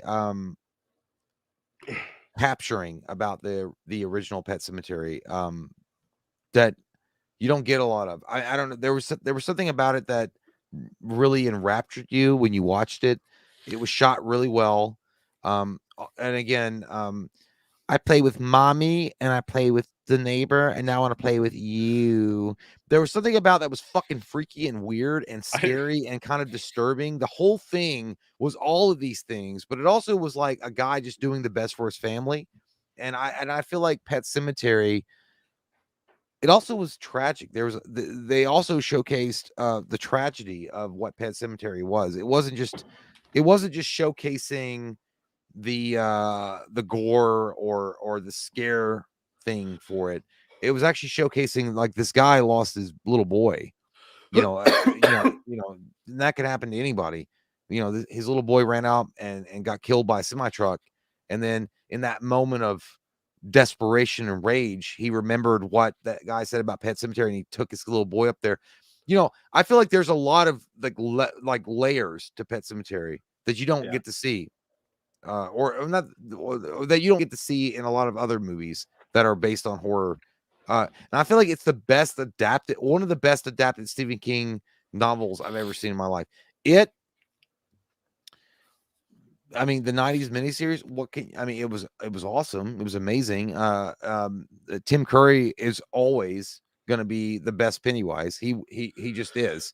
He's Michael Keaton's Batman, the Pennywise, but comparative, dude, Pet Sematary. I mean, that was that book was huge, dude. And that lady director, and I can't remember her name, she was able to take this amazing novel with all this drama and heartfelt moments in it and condense it into this hour and 35-minute movie. Incredible fucking movie. I'm gonna go Pet Sematary too. I am. I originally, like, knee-jerk reaction for me is to say It, because when I look back at, like, watching those movies for the first time, I think I watched It, the miniseries, for the first time with you. We watched it as a movie. It was the double VHSs, you know, the big ones. Yeah. But the parts that are scary in It are really fucking scary. I think It has scarier moments in it than Pet Sematary does, just because when Tim Curry's allowed to do his thing, and it's not, they don't fuck it up with terrible graphics and dumb shit. Those, like the balloons that burst in the blood, all that shit. When Tim Curry has his moments, they are some of the scariest shit you've ever seen in your fucking life, in my opinion. But it is inundated with, like, this fucking just big fat fucking storyline and all this Corey's like, Quicksilver away, and like all this corny shit. Yeah, I like that kid though. It's like from Psychics. I do, but like, yeah, I do too. But like, it dumbs the movie down, and it's just a really not greatly edited and put together project. Pet Sematary, on the other hand, you do have the stuff with the kid, which is sad as fuck, and you got that fucked up dude. You're watching a guy who's just lost his son get hit by a fucking truck. And remember that? That scene where he was like, no, and then he's like, no, and then they slow it down. Like, that was fucking heartbreaking. And then you have to watch the funeral, and like, you're already dealing with the sadness, and then all of a sudden the casket falls over, and it's just like the worst possible thing that could possibly happen. And and the piece of shit in-laws come in, they blame him for the fucking death.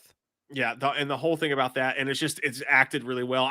It's close. It is close in my mind, but I will go Pet Sematary on this one with you, and it looks like the crowd agrees with us both, my friend. Pet Sematary wins. Now, what does this mean? Pet Sematary is the 80s version, right? That is late 80s. Yeah, it was late 80s.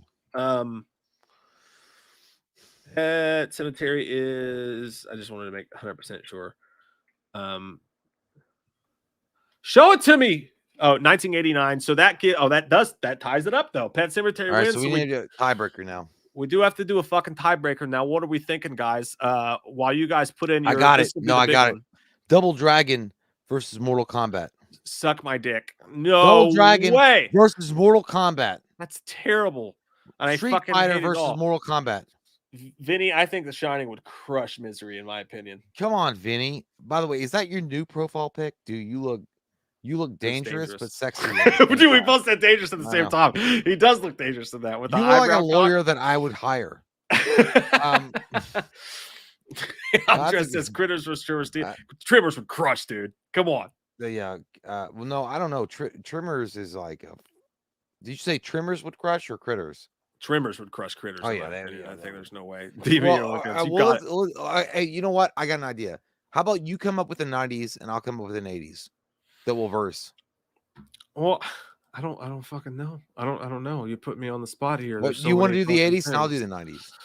No, either way. I don't fucking know. I don't know. I wanna this is the fucking the Quincy Oates show. This is the white devil of it all. I'm not ready.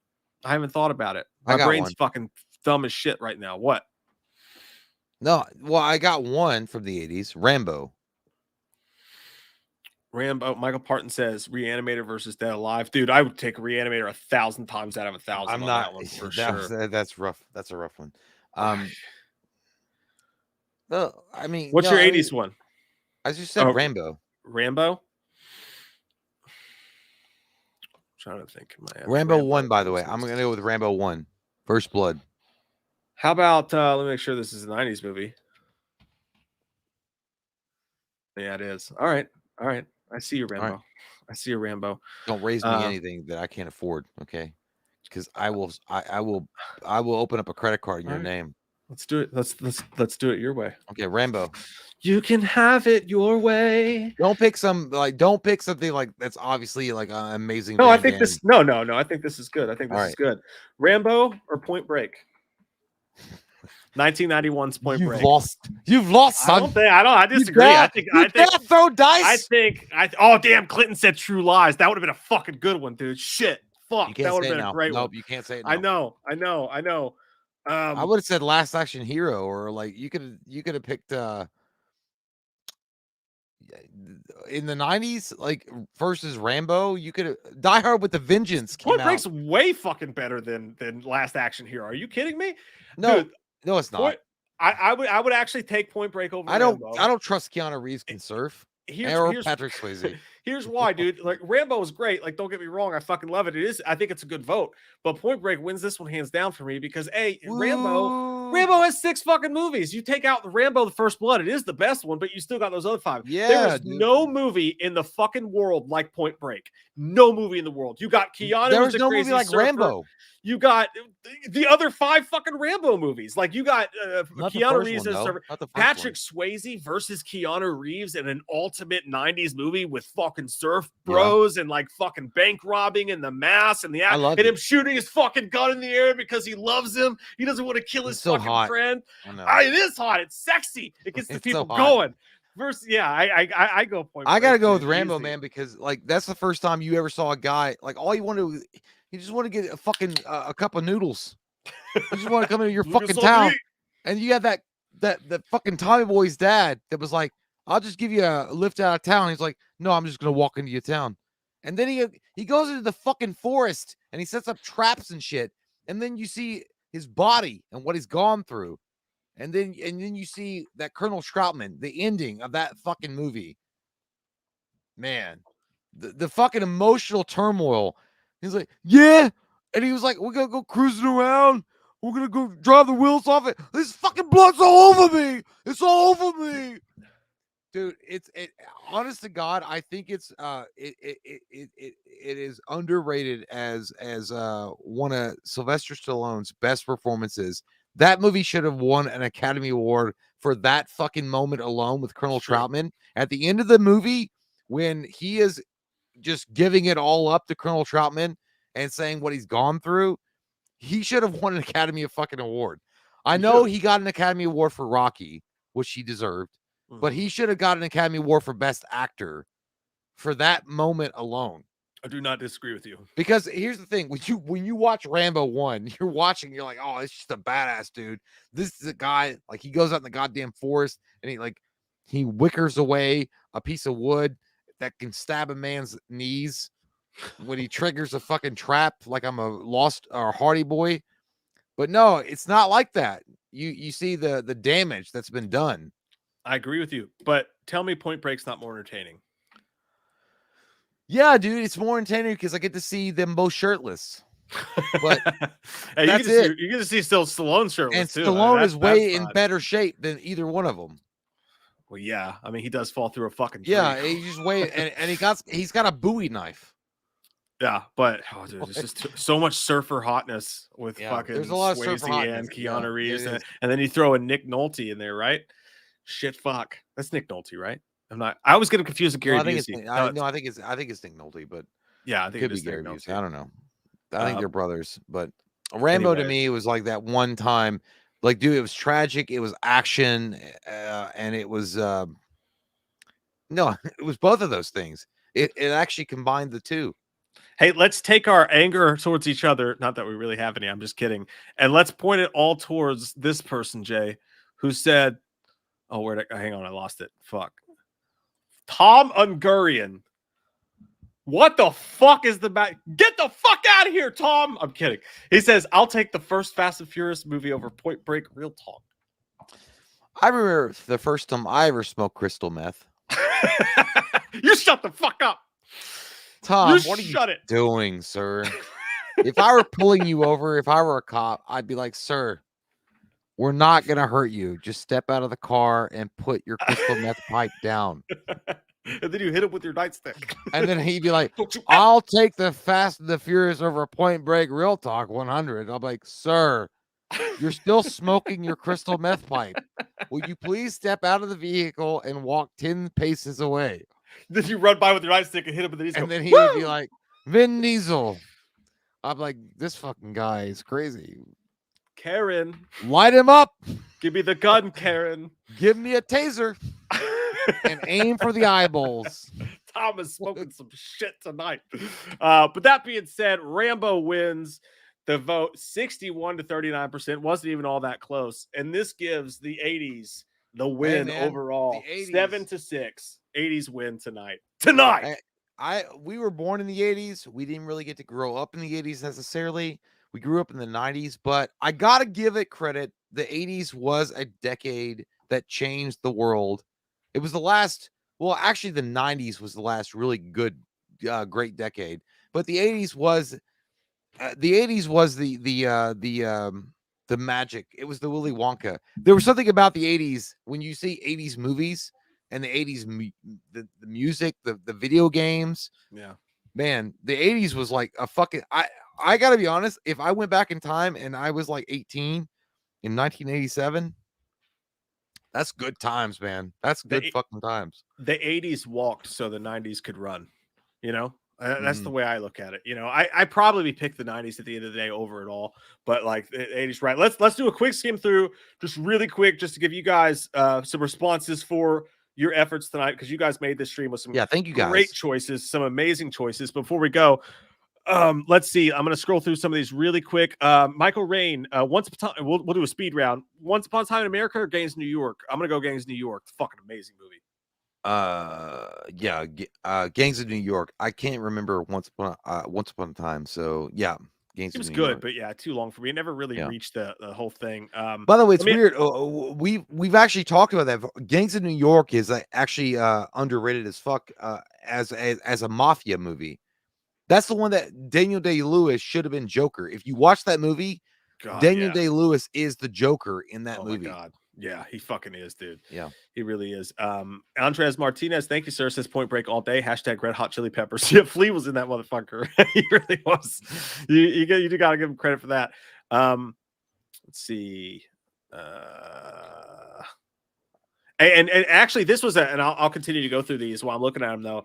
This was fun because it's not definitive, because there's so many other movies to go through, but we can keep doing these. Like, we can revisit 90s versus 80s, because you guys brought up so many good ones. And you know what else we could do? We could do 90s versus the 2000s, because when you go to horror, the 2000s is underrated as fuck when it comes to horror. Yeah, the early 2000s.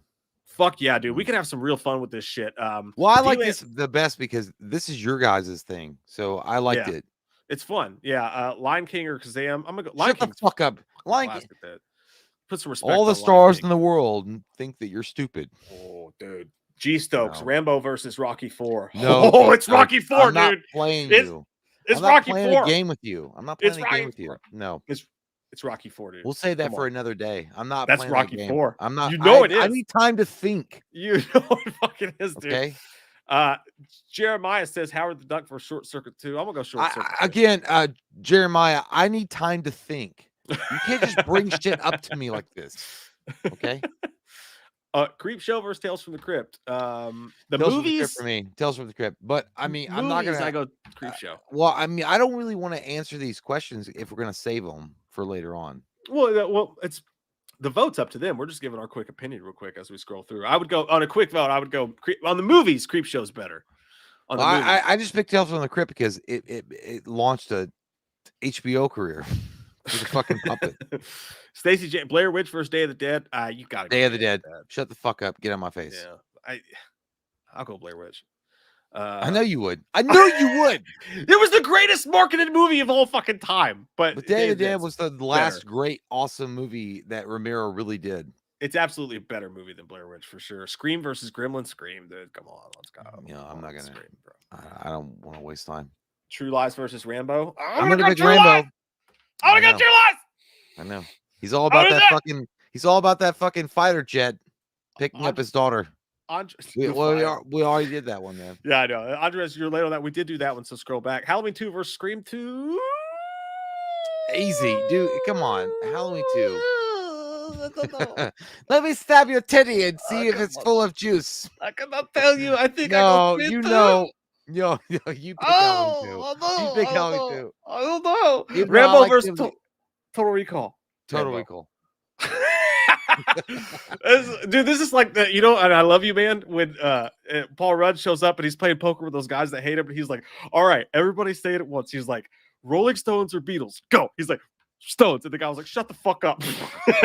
No, I probably should have picked Rambo, but now I'm already caught in the web. It's okay. It's okay. It's not tumor. It's not Tango and Cash versus Tango and Cash. Tango and Cash, get out Tango my face. Cash. Tango and Cash. Like, you know what? Tango and Cash doesn't slap comedians because they don't agree with them.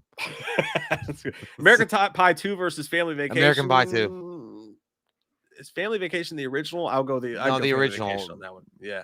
Now, original American Pie would put a better fight, but American Pie 2 is like what? Yeah. Silver Bullet, Blair Witch. Silver I'm gonna go Bullet, dude. Get out my face. Blair Witch is more important to cinematography, to the history of film, but a better movie is definitely Silver Bullet. It definitely is. Alien versus The Thing. God damn, that hurts. The Alien. Dude, I mean, we're not even trying to be opposite. I think The Thing, because of the special effects, what they did, like The Thing actually fucking scared me because you didn't know who the goddamn thing was. An Alien, you knew there was a goddamn creature like Amber Heard following you around. It's tough. It's tough. Ace Ventura, Dumb and Dumber. Oh my god, I can't. Ace Ventura. Fuck, I hate my life. Oh my god, that's a good one. Oh, I'm gonna go with Dumb and Dumber. I shouldn't do this, but Jeff Daniels did a great job bouncing off of him. So oh yeah, that's fucking hard, dude. Halloween 5 versus Child's Play 3. Halloween 5 all day long. I like Child's Play 3. I like Child's Play 3. I like Child's Play 3. I like the fucking military school and shit like that. Over Halloween 5, when the motherfucker he got shot so hard in Halloween 4, his mask changed. It's a piece of shit, but I would still rather watch Halloween 5 is fucking terrible. He's goddamn Long John Silver. All right, hey, we'll give April the last one. Ghostbusters versus Jurassic Park. Ghostbusters. Ghostbusters. Hey, we'll end on agreement. We'll end with an agreement there with Ghostbusters. I think that we're all tied up with. Why'd you fucking do that? Chats. They do move in herds. God damn. I mean, obviously, it's in my own home. That was crazy. Courtney said, "I'm glad the Deck-Eyed versus Deck-Eyed." I'm glad the Decade versus Decade. By the way, I asked in a video, I was like, "Hey, we're gonna do a Friday Night Fights. What do you guys want?" And Courtney brought it up, and he was like, "80s versus 90s," and I was like, "Fuck yeah!" And we were gonna do this last week, but I started to look it up when I was gonna have to come up with it. Yeah. And I was looking up at 90s and I was like, "I can't. This is too fucking hard." And I just went with what we went with. Yeah. But then I forgot about that. But when you guys come up with the ideas, when it's this vast, it's like all the pressure's off and it's so much more fun. But this did originate from Courtney Reed. Hey, Courtney Reed, again, a sexual man that has no bounds. And his dick is large. Goddamn, I've sucked it. They call me Stamp says, just got out of the movie, really enjoyed it. Surprised you guys are still alive. Black Phone is what he's really by the way, Anthony, you know why we're still alive? To point out your racism. That all you want to refer to a movie is Black Phone because you think that only African Americans will be interested. Well, can't they have a white phone, dude? That disgusts me, Anthony. I'm sorry, it was a black phone. It could be a white phone. It could be a universal phone. You know what I mean? So you missed the whole point of the show. Says, hey, you don't say that. You don't say that. No, man. I'm glad you did. I'm really interested in watching black folks try to use a phone. No, it's all good, man. I really do want to watch that movie. I've not seen it yet, so I'm interested. So, yeah. Hang on. I'm making sure that we got all caught up on everything before we get up on it. I don't know why I think that's funny. I don't know why. It's like I'm really interested to watch a movie about black folks trying to use a phone. It's so stupid. Will McSwain says, dude, he looks just like the singer of Jimmy Eat World. I swear to God. Oh, and by the way, if you guys don't, we met the singer of Jimmy Eat World. I saw the video. We went to a concert and we met the singer of Jimmy Eat World afterwards, and he came out. Yeah, you didn't want me to release it. You don't want me to. I literally have the video. Embarrassing. I literally have the video. It was the most embarrassing moment of my fucking life. I think we were pretty drunk. I don't know why you're embarrassed. I was just like, get some web opinion. We're meeting the guy, and he comes out and Shay's like, "Hey, how's it going?" And Jay's like, "Hey, can we film you saying get some wham up in you?" And he was like, he's literally on the camera, and it looks just like Will right here. And he goes, "Get some wham up in you." Well, no, because then I told him, I was like, no, it's not a question. It's just no. I was like, it's just a statement, man. You just say it. And he was like, that was the worst. no, because I was like, yeah, like, look, we waited outside for your tour bus, and you came out the door, and like, you can give us a little extra. And he was like, get some wham up. I was like, dude, it's not a question. I was like, I'm not trying to sell you anything. You agreed to this. Just say that. I said, can you say this word or these words? And he was like, can I? You want to get some wham up? I was like, it's not a question. I don't know what you mean. What you're doing. It was so bad, you guys. Like, it made you want to crawl inside your own asshole and die. No, well, that guy should have known better. Great fucking band though, by the way, and he's a handsome guy, and you're a handsome guy. You can tell just by looking at your picture. But let me tell you fucking something you want to do. You want to get up in the morning, you want to eat a couple fucking turkey burgers, okay? You want to wake up at 4 a.m, you want to get in the gym, you want to pump some fucking iron, you want to take care of your fucking kids because you don't want to be a fucking deadbeat. I'll come to your house and beat you to death like a silverback fucking gorilla, okay? Take care of your fucking kids, take care of your fucking bills, take care of your fucking church, take care of your fucking Donnie Wahlbergs. You go in there, you start a fucking restaurant business, then I don't want to hear you come out until you're fucking done. You understand? You're gonna outrun the fucking wind, all right? Don't ask me any more fucking questions, all right? I'm getting scared. And that's you are the truth of the Church of Boston. Yeah, go to Boston. The Bruins. You stupid bitch. Who the fuck are you, Will McSwain? You stupid bitch. You're not from Boston. Oh fuck. Michael Ray, thank you, buddy. Appreciate it. No questions. No, yeah. All right. Well, we gotta go. Hey, Jesse said, "What the fuck is even going on anymore?" Jay, maybe spit my beer out. Is he on another one? Is he not on the level? I don't know what the fuck you just said, kid. I think it was cool though, dog. Say hi to your mother. I think it was cool, Jesse. I think it was cool though. I don't know what the fuck you just said. I'm on fucking my father. I'm on the 9th, yeah. The 9th. I almost made the 18th hole, but I quit at the 9th. You can count on me meeting you in the parking lot. Hey guys, hit the like button, like D-Land said, the little button where we've all been drinking. The little button. The little tiny button. Bob said, "Had to leave an hour ago, so I don't know you did Batman 89 versus Crow." Fuck, that would have been a good one. But you missed it. Bomb. That's why you're a bomb, dude. You come in later on and you drop the fucking bomb. You blew it. Guys, thank you so much for hanging out with us. I hope you guys have an amazing weekend. I had a fucking blast. Michael Rain said, Naked Gun versus Scary Movie. Scary Movie. That's a tough one, though. Scary Movie, yeah. I like the Naked Gun, but, you know, they had a murderer in the first one. Yeah, it did. It was O.J. Simpson. The glove don't fit. You must quit. You fucking Scary Movie, goddamn Addams Family lawyer. Anyway, hey, you know what? This was fun, man. I gotta get out of here though. I had a fucking blast. Getting drunk. I'm getting drunk. I'm gonna eat this fucking microphone and spit in your face. Suck it like a dick. Yeah. What? Are we alone? Mm-hmm.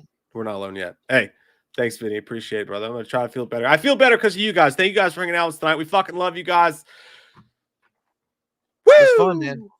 It was fun. It was a blast. And hey, next time, 90s versus the 2000s. Mark it down in your book. Let's solve those sucker dick. Have a great night, guys. Eat some nachos. We love your fucking faces. Good night. See y'all. Bye. You cannot get katana sword by stealing. You must earn it.